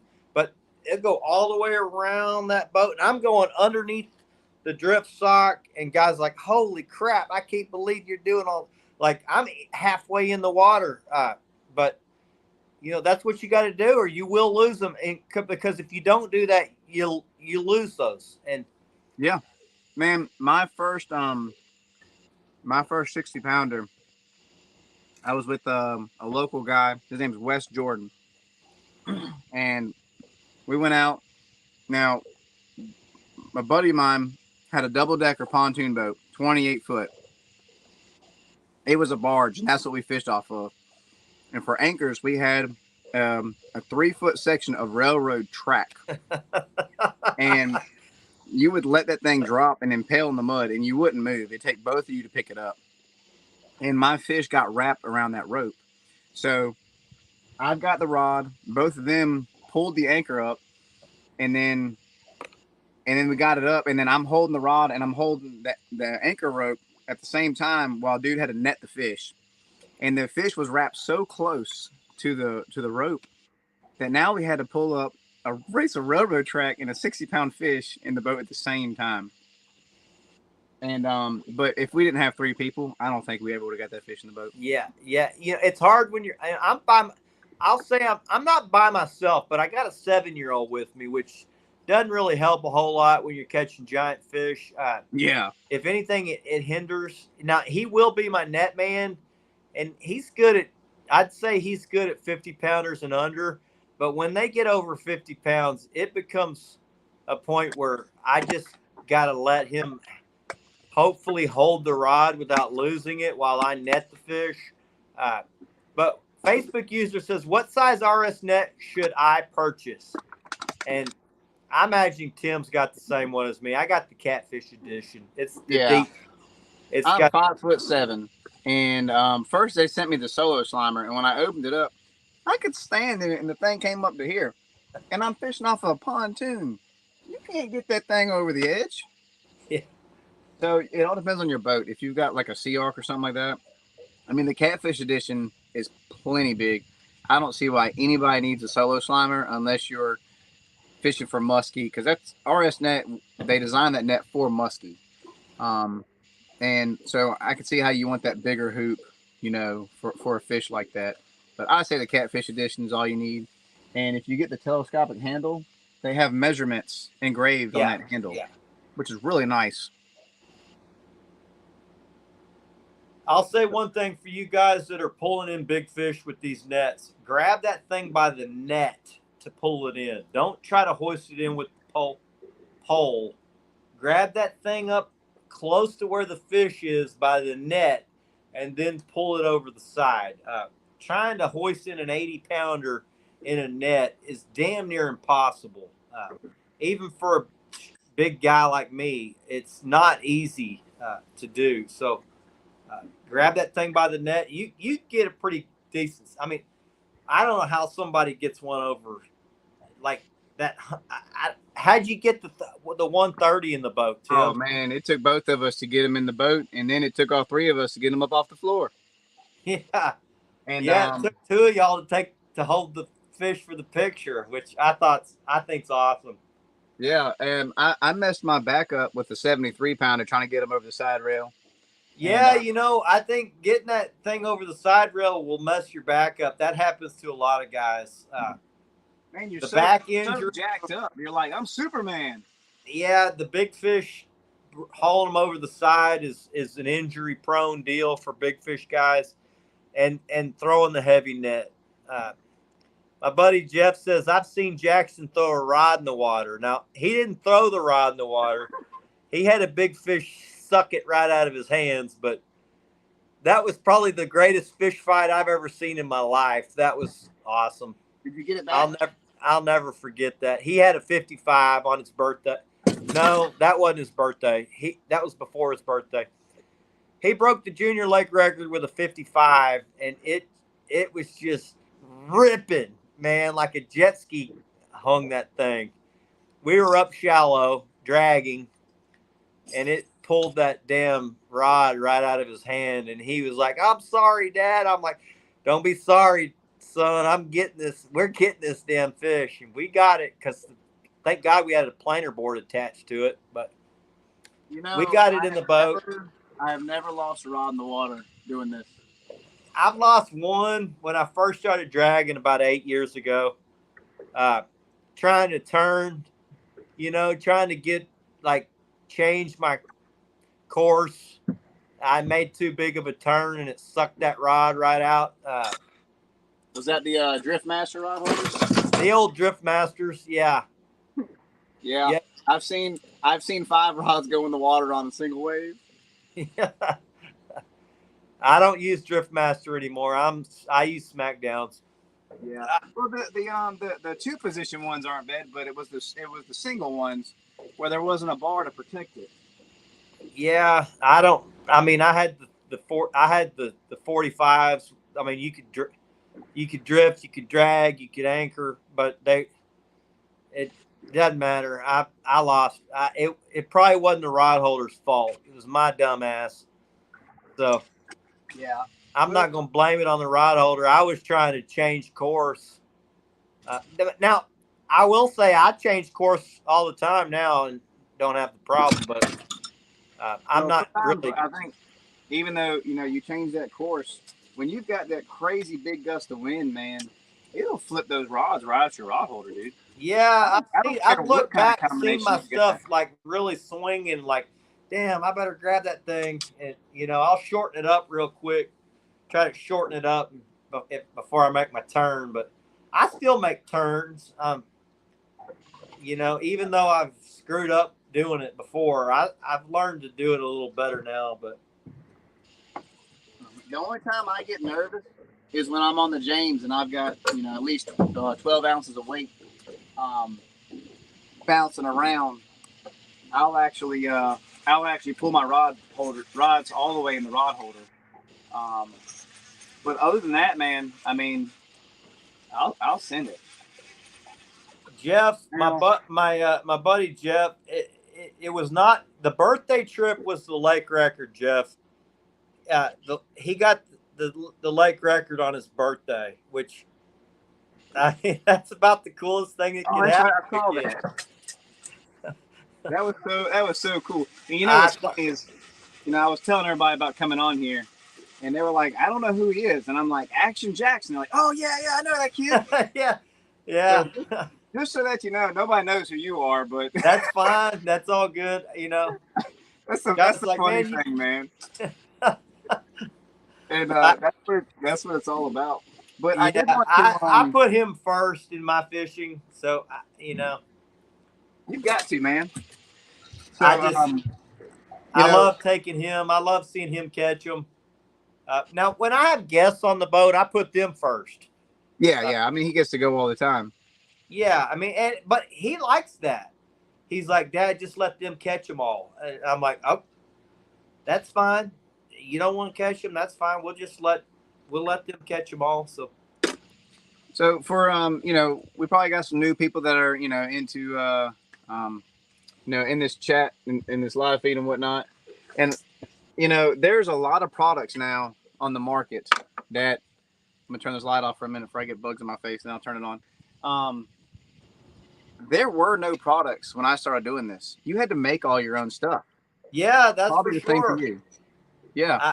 Yeah, I mean, like Tim, when I started, we were using like kale hooks, bro. They didn't Yeah. even use circle hooks was a saltwater thing. They didn't use them. We used kale hooks, and like it was very rudimentary type crap. So I love how today it's ever changing, and I love there's so many options for guys to use. There's 10 different great rods. There's 5 different great planer boards. There It is is. countless good hooks. It's what you like. It's what you Well, and have that's what I want confidence to in. talk about is like, these planer boards in the market, man, they're expensive. And yes, some of them are worth the extra bucks. Some of them I just think are just it's ridiculous. But it is what it is, okay? And they're getting that for it. And once you have a really nice set of boards, dude, it's worth its weight in gold. But Yeah. for those Those look like DIY B cats. guys, Are those B cats or uh no? no Those are sir. red. Those are rooster or B cats. No, no. So when I made it on Those the are Sportsman Tim King channel, specials. my dad, he said, son, I don't know if I'm more proud of you for making it on the Sportsman channel or doing it with a road sign. Um, you know, a buddy of mine's dad worked for the DOT, and when the signs would get all mangled up or they printed them out wrong, he would bring them home. And Yeah. but don't don't feel like, oh man, this stuff is so expensive, I can't get into this. Make your own stuff. We've been doing it for Yeah, I years. got buddies that make all their own stuff. They make their own rattles. They make their own planer boards. I think that's fun. There's nothing wrong with that. But also, don't knock a guy because he wants to have the top stuff. I mean, Oh shoot, everybody's drift different. sock. I just bent that rod holder. Uh-oh. I left my drift sock out.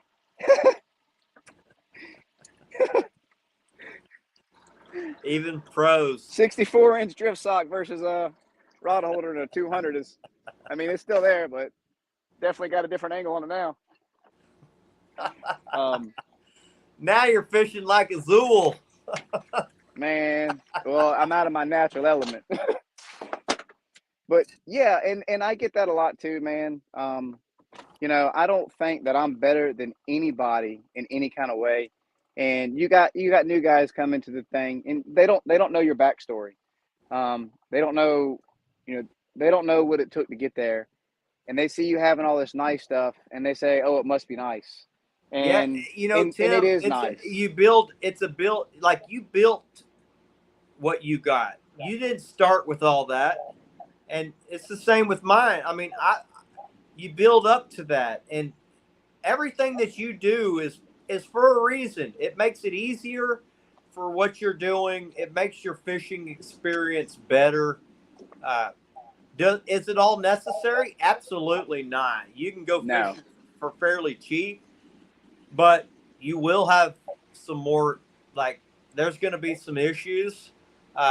The reason that Tim uses what he uses is because it makes it easier for what he's doing, and he's confident in the equipment that he's using to get the job done.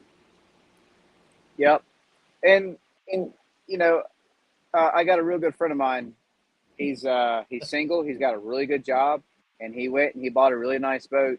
And people, a lot of your older people, they kind of give you crap, but that's they're supposed to, because you're spending money like you not like you should be a little more responsible, in their eyes. But you do get shamed for having nice stuff, and it's um, yeah, don't shame the guy that's fishing in a dinghy, because we've been there. I And I agree. don't shame We've all anybody been for there. fishing That's how anything. most of us started, Tim. I've had basically every type of boat imaginable, from the john boat to the pontoon to the to the bass boat. I fished for catfish out of all of them.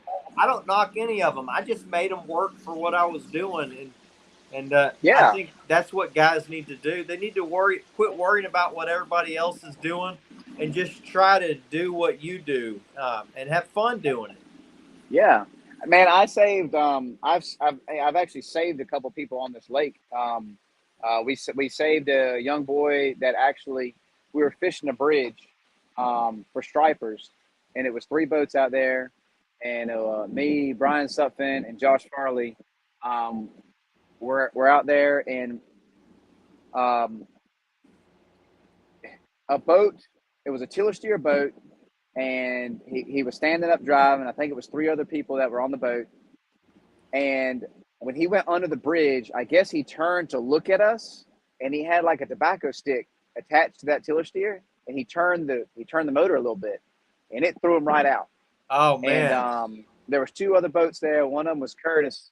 We and I when he got thrown out, it turned in a circle, and I saw his body from his navigation lights fall out. And Oh I my and this was it gosh. was cold too. The water temperature was still in the 50s, and the air temperature was probably in the 40s. Um, and I started yelling at Curtis. I was like, "Man, that guy fell out," but he didn't know what I was saying. Anyway, we rode over there real quick, and the dude went underwater two or three times, fully clothed. And I was driving Josh's boat, and I told Josh, I said, "Man, I'm coming in hot." If he'd already been underwater for about 4 seconds the last time that he went under. I told Josh, if you don't grab him, he's done. And dude went underwater, and Josh stuck the net down there and grabbed a hold of him. Damn. And That's freaking awesome, it man. was crazy, man. Curtis came over. We all helped get him up on the bass boat. And the kid was like 18 years old. Um, so Damn. You and then we saved went to that go back. kid's life. Oh yeah, man. And because I remember Josh was like, his trolling motor was down and his live scope was in the front of the boat, and I'm just, I'm hammered down, and water's about to come up. We're on a smaller boat. Water's like at the edge of the boat. He's like, "Man, let me get my stuff up," and I was like, "Man, screw your stuff," and you know, about to break his shaft off. But we got him. Um, you know, basic CPR, try to, get him calmed down and whatnot. And then we got him taken care of, and I was like, let's go fish. And one of the boys with us, all the boys that were involved in it were younger, and they were literally in shock. Like they couldn't imagine what they had seen. And me, I'm just like, let's roll, you know. And I'm like, let's go fishing. And he's like, dude, that guy almost drowned. I said, but he didn't. I said, look, Yeah. God put us here for a reason. Let's We just saved celebrate. his life, and God's gonna bless us. He was like, man, you're messed up in the head. You're messed up in the No, head. I was that's like, what. I'm fishing. So my next cast, I hooked up. Brian casted. He hooked up. Josh is like, oh, okay. He throws and catches a catfish. And Yeah, God was but on your side that night. yeah. You better get busy. But I seen it was a day that really I probably shouldn't have been on the water either. But when you're out there, I like to push my limits by myself, so I know how to take my clients out when we get caught in those positions. It was 50 Saying, mile an Tim, hour let me winds. ask you this though. You take your kid fishing a lot. Do you Hmm. ever find yourself out there where you're like, damn, I might not ought to be out here with this kid? Nope, only once, and we got caught in straight line winds, 70 mile an hour winds one time, and Damn, he that's was 6 months impossible to old. deal with. Dude, it was the craziest thing ever. It was actually 4th of July weekend. We were camping, and we went and hung out with some friends, and I heard the thunder and I saw the storm miles away. And I told my buddies, I said, "Look, we're gonna head on in. We'll see you later." I didn't make it I didn't make it a quarter mile. That storm came across the lake, it came so fast that you could not outrun it. And when that storm hit us, I had waves coming over the side of my boat and the front of my boat, and my wife was yelling at me. She's like, "You need to go over there to those people on the dock." I was like, "Look, I need you to just be quiet and let me drop the boat right now, because they ain't gonna do nothing for us. And man, it broke my bimini top, and the metal was like beating us up in there. We got my little boy; he's 6 months old, and my top ended up breaking and getting caught around my prop. And my friends, they watched the storm catch us, and then we just disappeared. They thought we sunk. Yeah. And but other than that, man, if you go to my TikToks, dude, man, I take him out in some stuff that I've gotten banned off of TikTok too because of safety reasons. But when you do So, this every like, day, what will get you banned? Because I mean, guys are like, um, man, I can't believe you're out in that. And I'm like, this is normal for Texas. We got big yep, wind. You guys say you're out in 35-mile-an-hour wind. I'm like, this is right at our limit. But yeah, this is normal for us. I mean, if you're going to balk at 30, 35-mile-an-hour wind, you're going to be missing about 25% of our fishing trips here in Texas. yeah, I got the boat for it. I got a big bay boat. So it's not like I mean, it's made for pretty big water, but guys are like, are you going to be all right? I'm like, yeah, this is normal for us. I mean, we yeah. handle a lot worse. So It's like, just somebody. It's just a viewer who thinks that you're unsafe and they report you, and that's pretty okay, much all it so comes down to.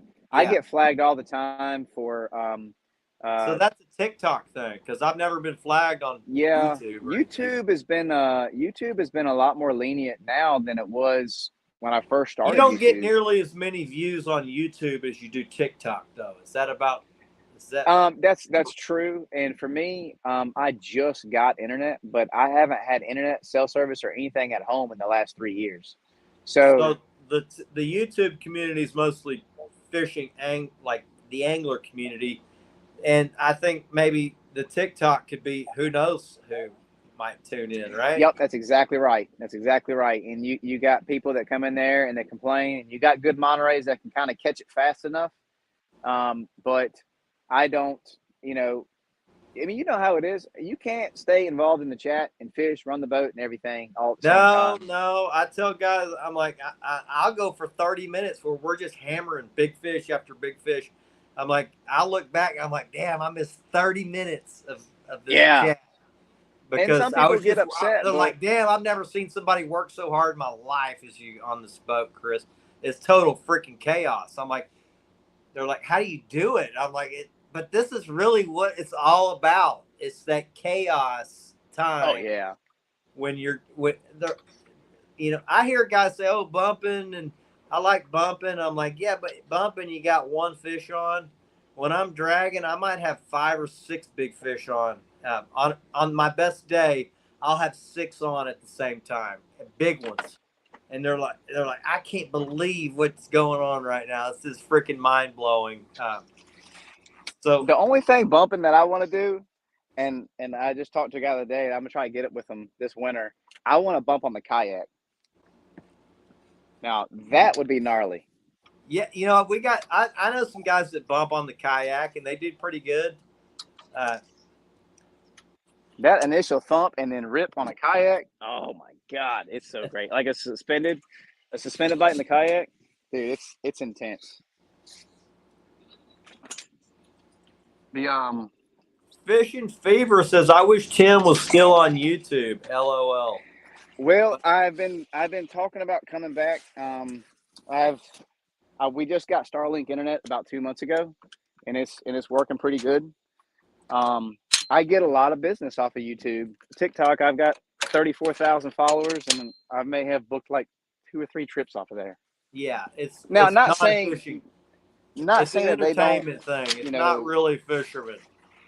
Is not that? saying that they don't, tell the people, hey, check out this guy, but actual viewers coming out versus viewers on YouTube, it's a community, and a lot of your viewers on YouTube, they have the same passion. I feel like. Yeah, I've heard that a lot from guys that do both.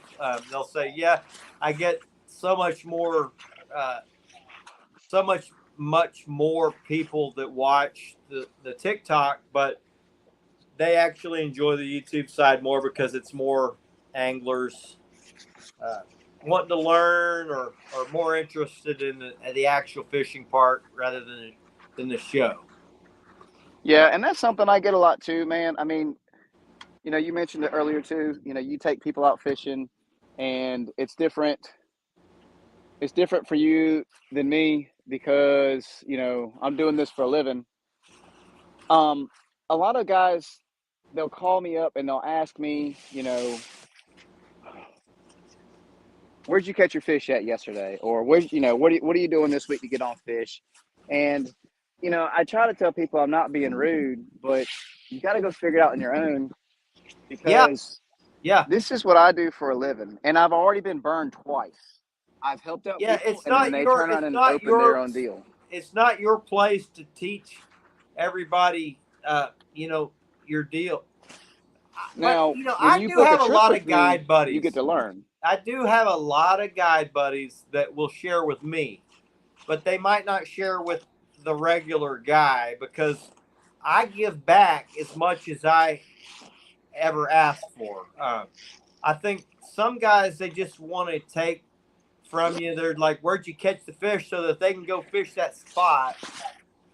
Yeah. But I got buddies on here that are on here tonight that that I try to bring along and teach and how to catch these big fish. Uh, I'll tell them exactly where I fish, but there is a certain point, Tim, where I'm like, "Hey, buddy, I've given you enough of the locations. I've given you all the information. It's time now that you put everything that I've given you, uh, take all that and start doing it for yourself." And Yeah. you're going to get a lot more out of it if you go do it yourself rather than if somebody just gives it to you. But I do totally understand a guy that's trying to do it for a living that's not, they don't want to just give everybody all their hard-earned stuff. And that's why I tell people too, when you're on my boat, no, I might not be straightforward about things, but if you're out here to learn and you're paying attention, you'll pick up on a lot of tricks that I do that you won't see anywhere else. Or in my mind, you're not going to see anywhere else. Um, so I have people, dude, I do it. Now that I do the whole guiding thing, if I want to take grandpa on a trip, man, I don't haul the boat to Tennessee.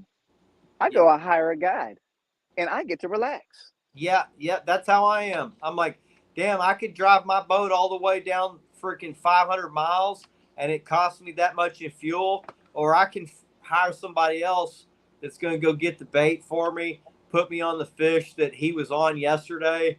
I don't have to go put in an hour and a half of scanning. Uh, Hmm. it's like I just The risk of sometimes blowing an axle. they're like, you still go get guides. I'm like, I have no problem going and getting a guide if I'm going someplace to travel fish.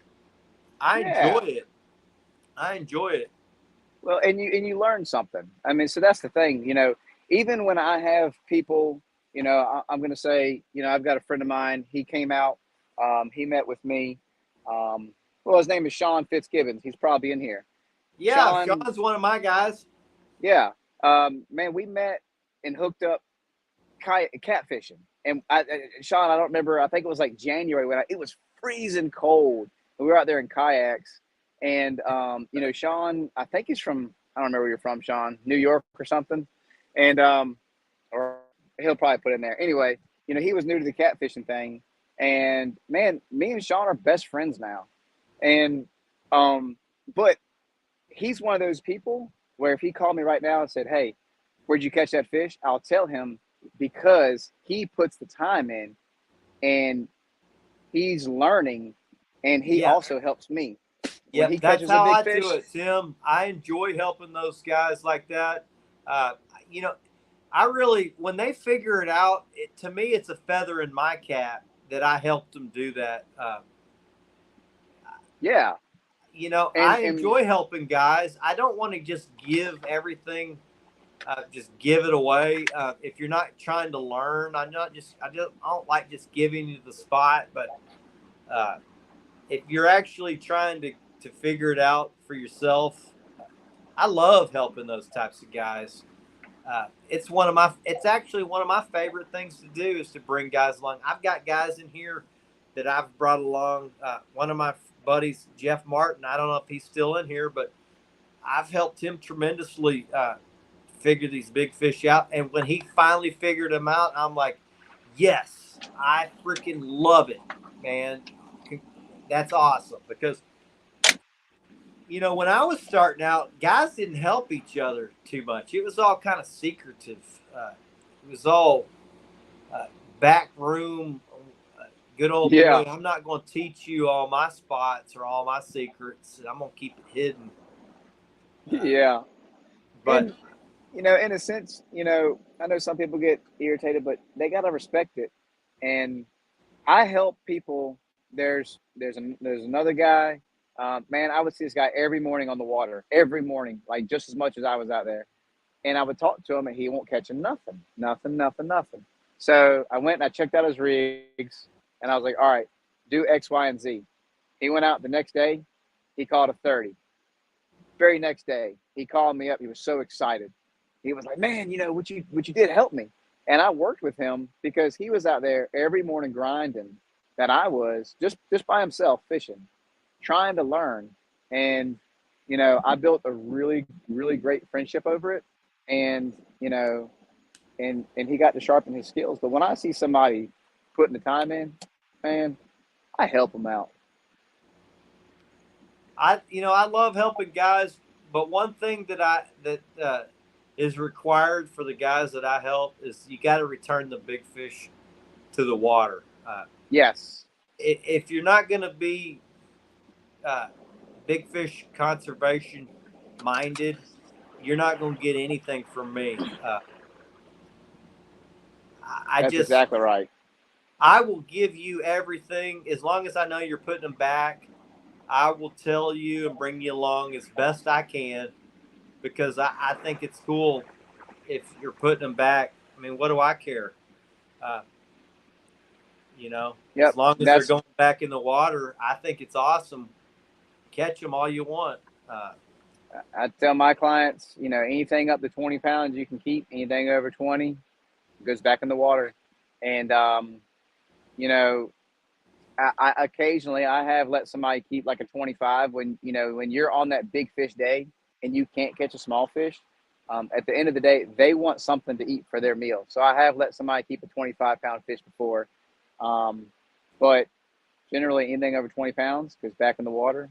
And, these fish, some people say that I'm crazy, but how tall are you? You're a lot taller than me if I remember right. Yeah, I'm 5'7". So, everything has genetics, and same thing with the fish. Most definitely. Yeah, when you're talking about an apex type predator, the biggest ones are the ones that put out their genetics the best. And if you're taking the biggest one out of the lake, even if it's just one of them, you are doing damage to the fishery. Just one. So putting back all those big ones, you're really servicing the lake, not just for the big fish, for the eaters, for the kids that are coming up in 10 years from when you're fishing. It's just, there's countless things that are good about being pro big fish conservation oriented. And that was why we didn't get that big fish certified. So when I caught that fish, at that time, I was on a boat with a 50 horsepower motor. And so I actually have a toolbox to hold a fish that size. The day before that, I had a group of 5 people, and I took that toolbox off to get more space. The morning that we caught that big fish, I went out there to pick my toolbox up, and I've got 2 bulging discs in my lower back. And I picked it up, and they don't weigh much, but I picked it up, and I just didn't feel right. And I was like, yeah, forget this thing. I'll leave it here. And I left it at home. And we caught that fish on a Monday, and I made some phone calls. Of course, everybody's at work. And one of my best friends called me back literally when we let it go. I mean, Jay was still on his knees from where he let it go, and Sheldon called me, and I was like, man, we just got him. We just got him. He was like, where you at, man? And I told him, he's like, man, I'm like 10 miles from you. I'm like, what? We just let them go. But you know, the three of us, Jay Smith and golly, I'm running a blank now. Hold on, think about his name. But you know, they're avid fishermen too, and they wanted to learn how to drift fish. So I took them out and we targeted, and I actually repositioned my drift sock twice to get this drift that I wanted. And we went out there and we caught that fish, and they're avid fishermen too. And we just agreed to get our measurements and the weight and put them back instead of stressing them out because I was so far from a dock. And we left him in that net for about a minute just to clear the boat out. And when we got him in the boat, the fish was already bruising from sitting in the net in the water. Yeah. So we made a call to let that fish go. And I don't regret it. I do wish I knew what the official weight was. Our fish was 65 inches long and 40 and a quarter or 40 and a half inches around. That's crazy. Yeah. But, you know, another thing that I want to mention real quick is I don't get on social media a lot. I just post. I don't stand much. But I do see where when you catch a big fish, that's your fish. You have the right to do whatever you want to. And if you see somebody that catches, you know, a 50, 60, 70-pound fish and they caught it and they ate it, don't shame them in their comments. Send them a message and try to educate them a little bit. And, you know, and be nice because in the end of the day, that's their right to do what they want with that fish. They just might not, they might just be your weekend fisherman who's just out having a good time and, you know, and they caught a giant. And I think being nice to people on all their catches and, you know, maybe send them a private message and, you know, give them educate them a little bit on how the genetics work goes a lot farther than bashing people. Yeah, I think that's probably right. There's also nothing wrong with standing up for what you love. Yeah. You know, I mean, I respect guys probably is more for standing up for what they believe. I think big fish need to be respected, Tim. Yeah. You know, but if you got Joe Blow to that get a 70, you know, 80 pounder, 90 pounder, that thing has been in the water as long as most of us have been alive. yeah. To turn that thing into Tuesday night tacos is like a crime. It's really a crime. You know, to say, okay, I caught this fish. Now I'm going to cook it and make tacos out of it. Now, it is your right. I'm not going to say it's not your right, but I think for a guy to stand up and say it's probably not right to take that fish out of the water, I respect that more than the guy that says, well, it's my right. It's within my regulation that I can take it. It is within your regulation, but just because it's lawful doesn't mean it's right. And I can guarantee you, just me, if it were just me, if I were to be turned loose on my fishery to keep fish, I could single-handedly destroy my fishery. Would just me. Absolutely. Single-handedly, I could just destroy my fishery. So I think it has to be something that the anglers are going to embrace. It's not. It happens very slowly. I think a lot of old guys are still stuck in their old ways, but most of the new guys that come on think similarly to us, and they want to try to continue to do the way we do. And if you want to catch eaters, there's nothing wrong with that. You can go catch. I can go catch enough eaters in one trip to feed my family for a month or two. Yeah. In one trip. It's not like they're very difficult to catch. And but that's exactly fish, what happened to Santee. the guys let them Exactly. keep They everything. hammered that thing for 20 some odd years and kept Yep. every big fish out of it. So And, it and went now from, when you talk to those old guides, they'll tell you, man, I wish I didn't do that. But their mistake is our gain, in a way. But I mean Santee, and it's still good. Every time I go there, man, I have an absolute blast. But it's not like it was. yeah. But the thing with these catfish is they will recover. It just takes a long time for a fish to get to be really big. It takes 20, sometimes more to get big. So Yeah. yeah, Catch, photo, release. that's right, baby. Yeah, and I think I have in our area, I have seen tremendously where it's a lot less fish being kept, Yeah, and the other side of it is that we do need people to catch eaters and thin it out, because if you don't keep any fish, what happens in a pond? And these are nothing but big ponds. I agree. And I think that if you will release the big fish, Tim, that there will be a ton of little fish to keep. If yeah, you keep the big fish, there's not as many small fish for people to keep. So by being big fish conservation oriented, it's good for both eaters and for guys that just want to catch them for sport. yeah. So that big fish that we caught, I talked to a biologist about 2 weeks later. He called and talked to me for a while, and he told me that fish that size will still lay eggs. Oh yeah. And Yeah, I hear a I lot mean, of I didn't. guys say, "Oh, that fish was on the last of its life cycle," and I'm not. I don't proclaim to know everything there is about catfishing, but I have heard that catfish don't have a lifespan.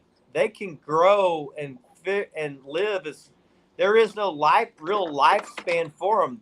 They don't have any size that they grow to and then stop growing.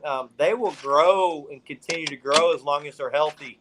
Uh, so I know there's stories of fish that were 400 pounds back in the 1800s where they were as big as they got pictures of them in the back of a damn wagon. And I know there was a world record at one point that was caught that was not weighed properly, that was several hundred pounds. So I know that they have the capability of getting bigger than what any of us have seen. And with the amount of anglers now, it seems like the records just keep getting broken. Now, I Yeah. don't know how long this is going to keep going because at a certain point, the stress, might. Well, and that's what I'm experiencing here a lot. And sometimes if I try to say something, I kind of get like blown off because they say, "Oh, you're just a guy. You're worried about the money part." Um, but here you have a tournament at least 2 to 3 times a month now, Yeah, that's hard on a and fishery with it's that it's many getting top hammered. level guys that can go out and catch the best fish in the lake. I think that does have some type of strain on them because it is a strain on them when you catch them. Yeah, well, and I'm noticing a lot more fish with missing eyes. Oh yeah, Bones are yeah, broken off of definitely. their sides from A lot of our getting beat biggest up. fish have a missing eye, and I'm like, well, there's only one thing that I know that makes a fish miss an eyeball, and that's when That's a he's kale hook. caught. That's when he's caught by a pretty good sized hook at a certain age. When they get giant, they're not going to lose that eye, but Yep. when they're smaller, that hook is perfectly oriented towards their eye. And I've caught a bunch that lost their eye, and I've caught a bunch of giants though that are missing an eye, so I know they can handle losing an eye and continue to keep growing. So just because they And lose an eye doesn't mean I should keep this thing, because I've caught 50s that a hook could get nowhere near that fish's eye, 60s, 70s, fish could get nowhere near that hook could get nowhere near his eye. It must have been caught when he was smaller. And they Yeah. survived fine and continued to get big and thrived and turned into a giant. So CPR works. I've caught the same fish as my friends, and I see it 3 years later, and same fish, same markings, and it's continued to do well. So I do hear a lot of the old timers say, "Oh, you catch that fish, it's so stressed out. By the time you turn it loose, half of them die anyway." I don't believe that's the case. Well, and that's, you know, I'm out there fishing and I stress them too with what I'm doing. And, no doubt. Um, I don't mind the tournament so much in the wintertime. It's these hotter months that I don't like seeing. Yeah, yeah, And, yeah. They get you've stressed out got, super quick when you bring them into the boat. Even by the time you get them back in the water, they're like, "Damn, get me back in this water, boy." yeah. Yeah, In most of our tournaments here, you got it's roughly 60 boats.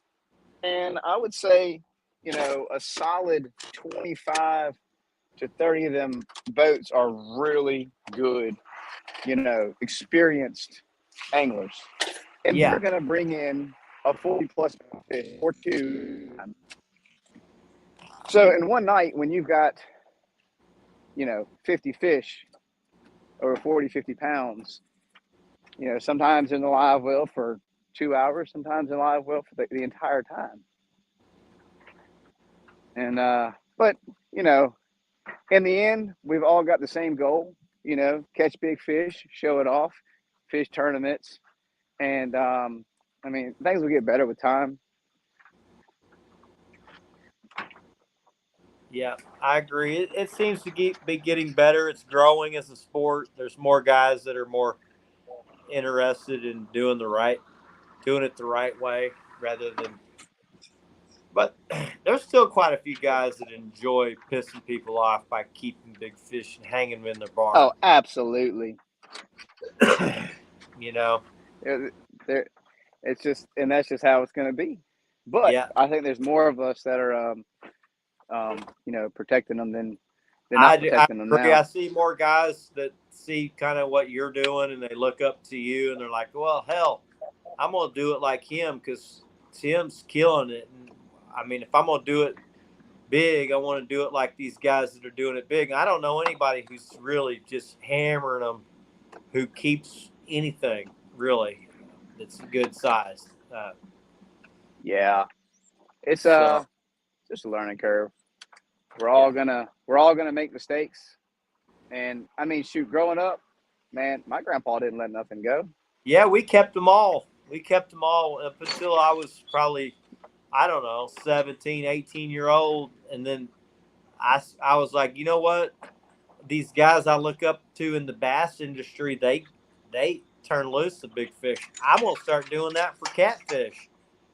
And I told my dad, this is a lot. He's like, why don't you bring one of them big old flatheads home? I'm like, I brought one home. It's about 40 pounds. I'm like, this is the last one you're ever getting from me.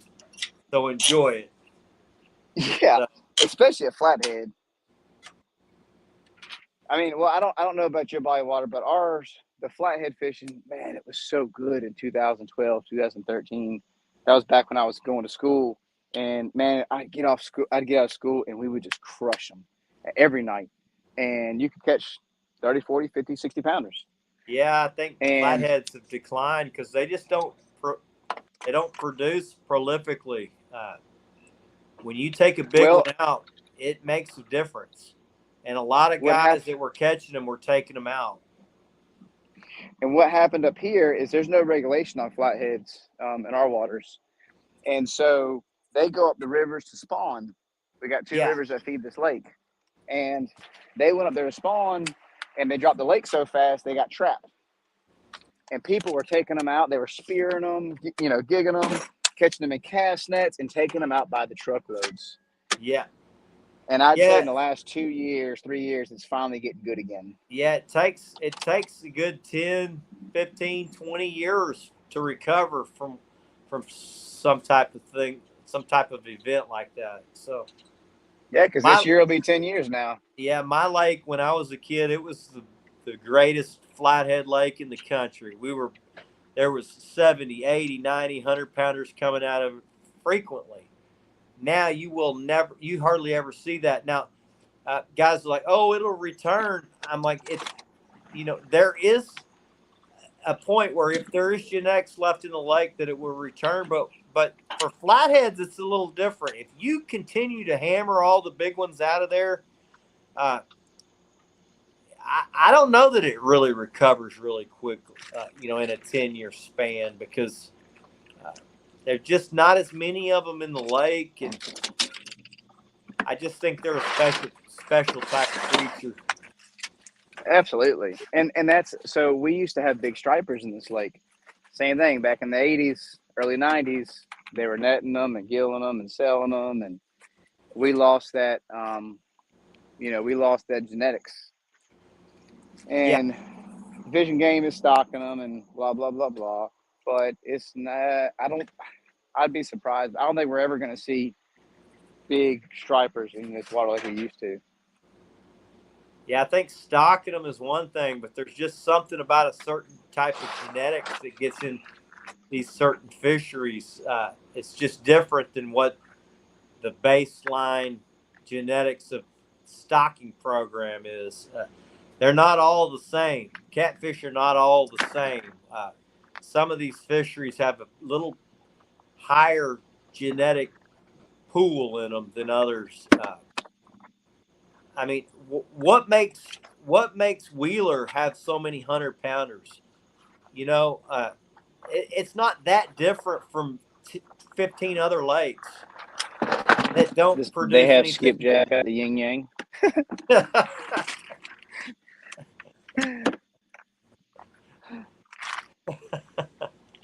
Yeah. But no, you're right. But there's other fisheries on the Tennessee that have skipjack out the yin yang that don't produce like that one does. Yeah. I don't. Jeff says we don't have a great river system feeding our lake, and that's definitely part of it.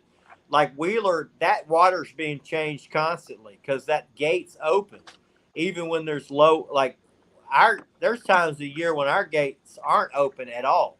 The lake's dead. There's no movement. There's no current.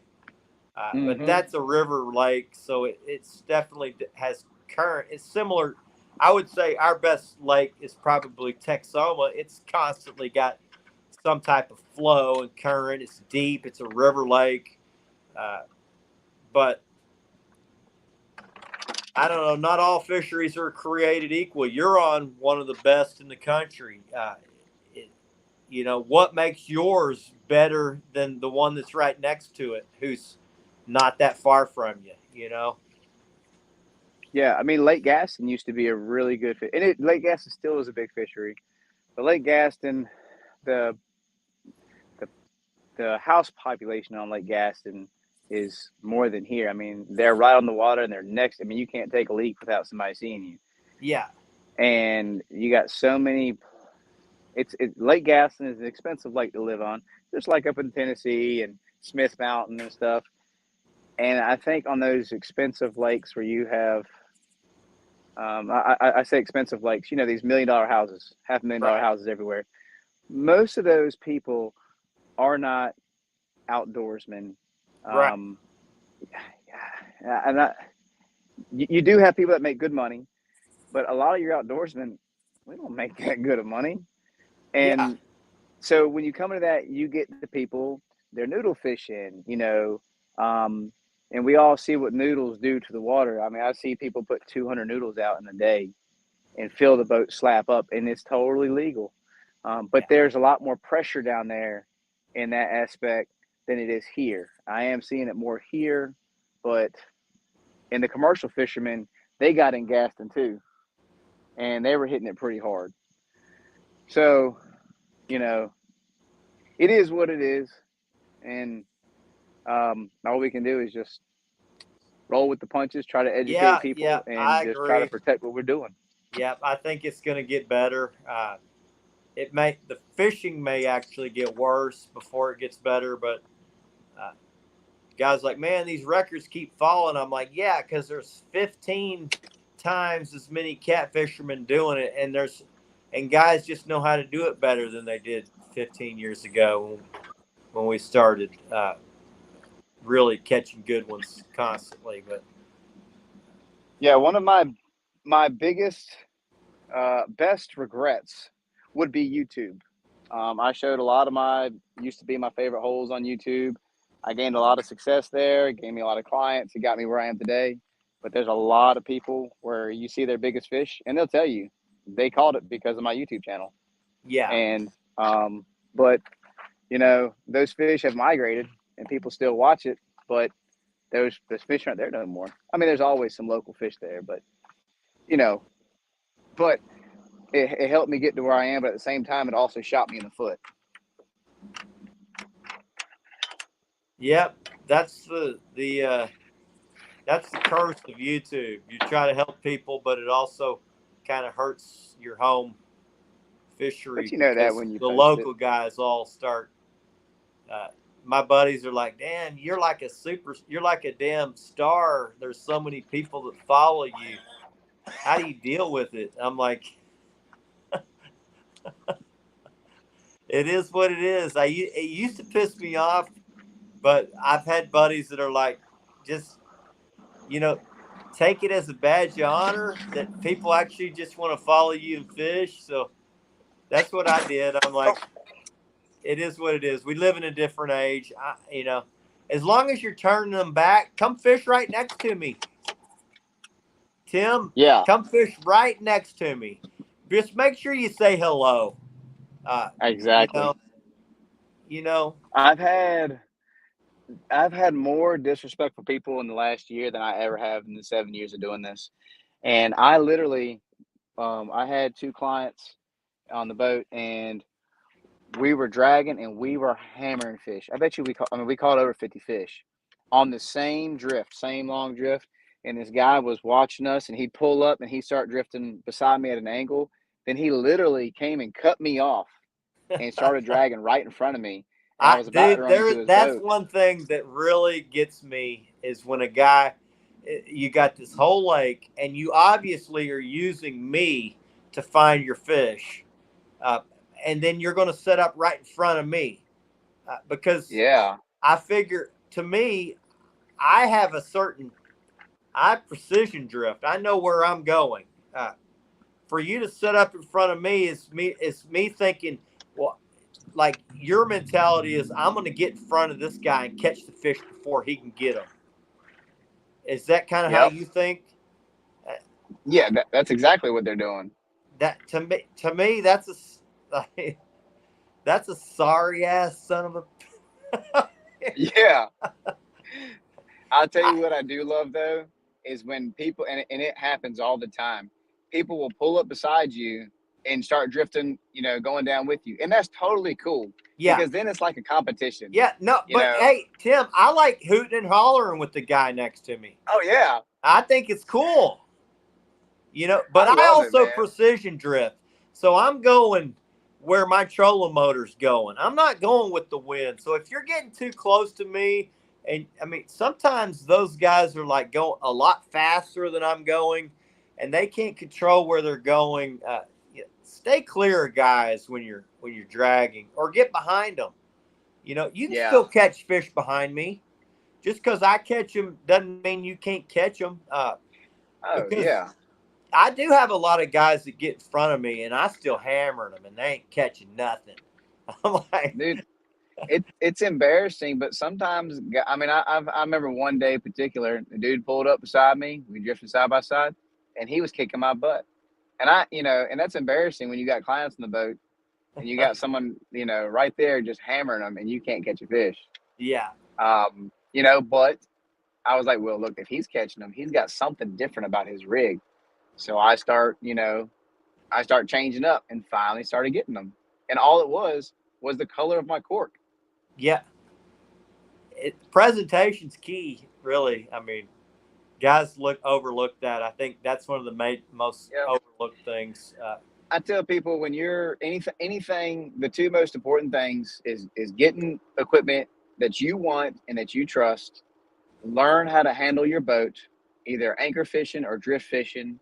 Um, if you're anchor fishing, you need at least 6 foot of chain at a bare minimum.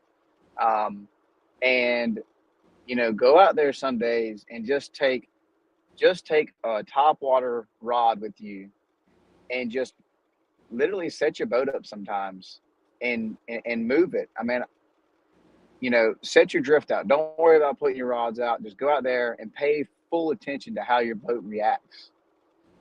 And those couple days that you go out there and do that, you're going to learn it. And I say take a top water rod because every time you take all your rods off the boat, the stripers are just tearing it up or something. I But know, man. learn your Half the equipment. trips I'm out there in the summer, I see the top water action just blowing up.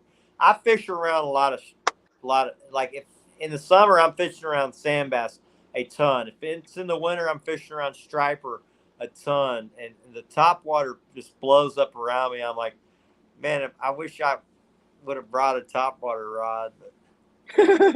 Oh yeah, yeah. I've done that so many times. Where like, sometimes my wife just wants to go out and she doesn't want fishing involved.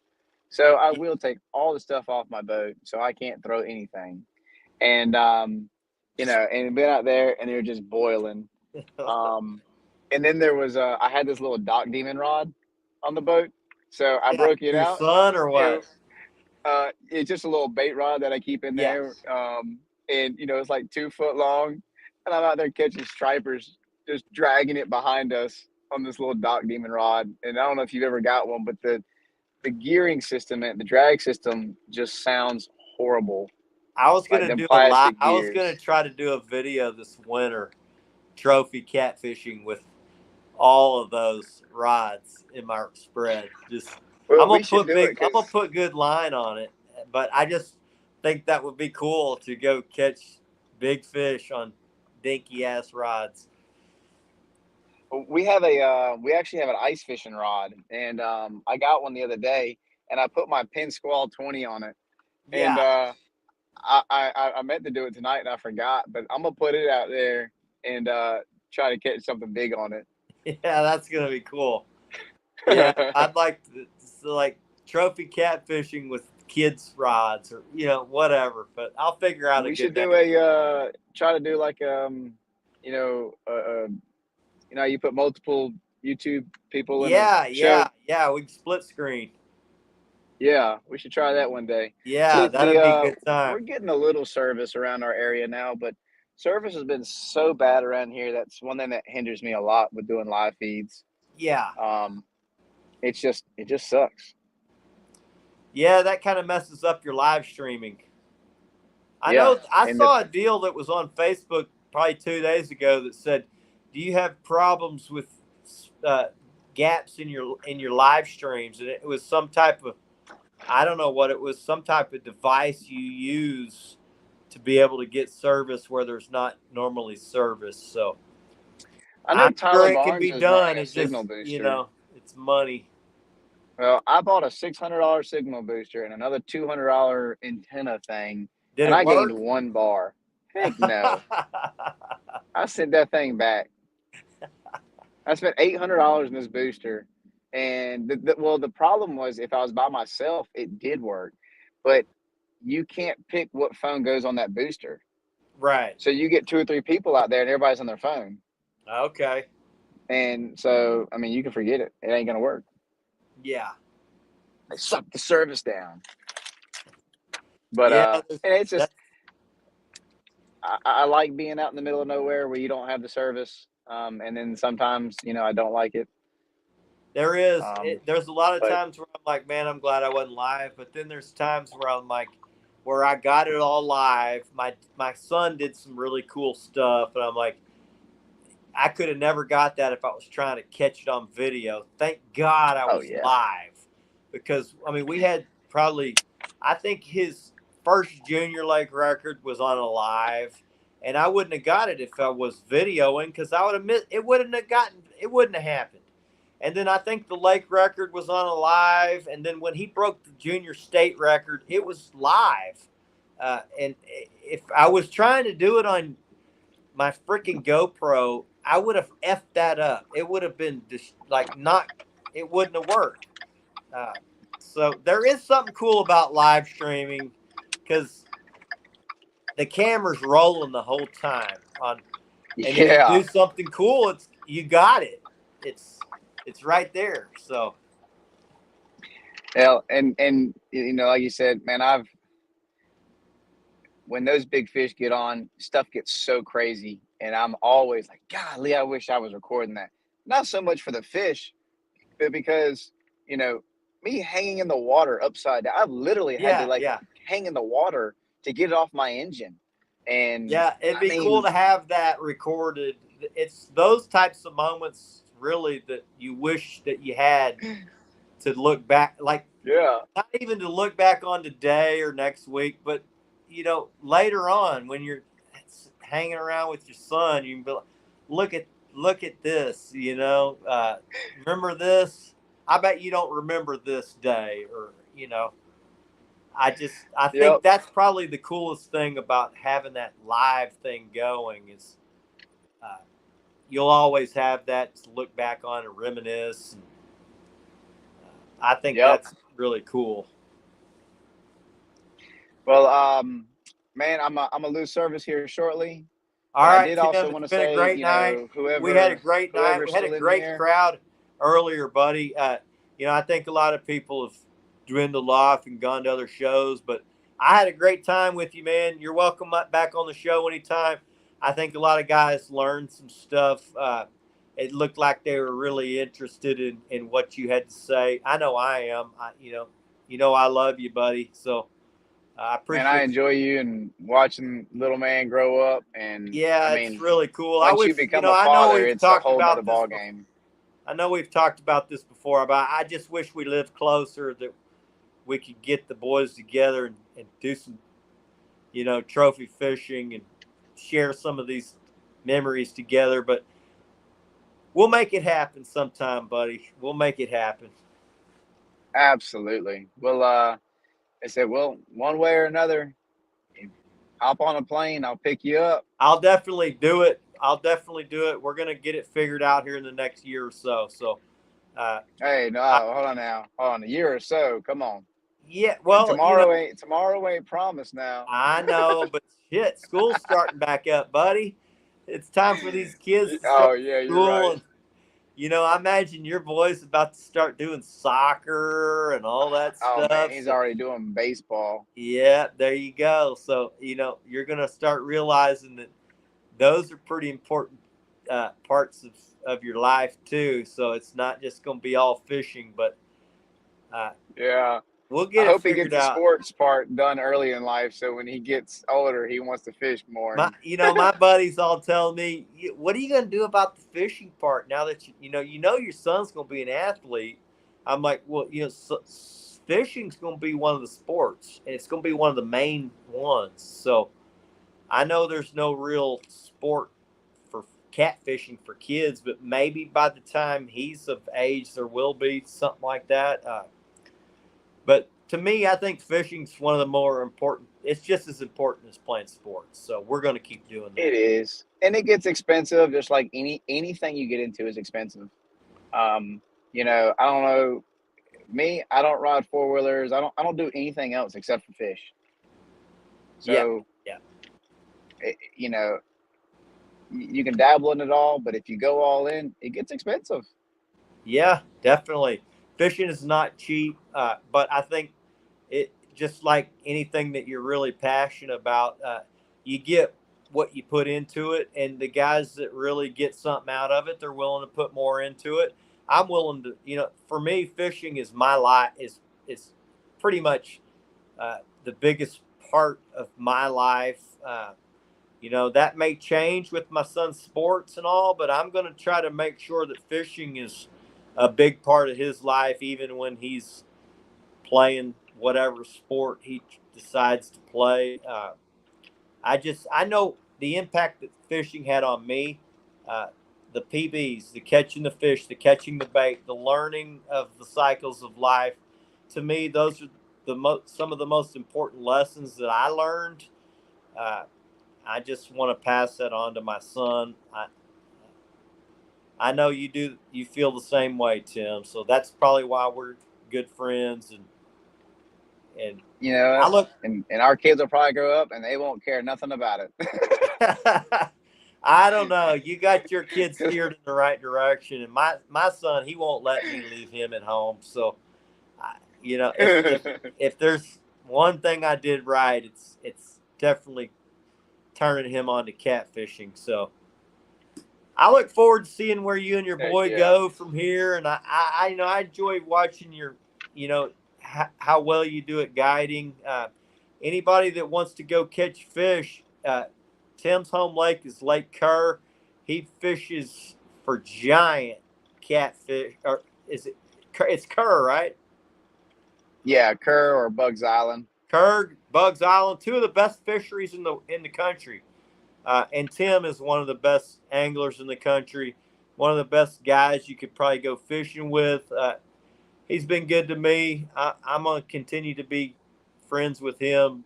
Probably, I could see us being friends forever. So go check Tim out. He's where can they find you, Tim?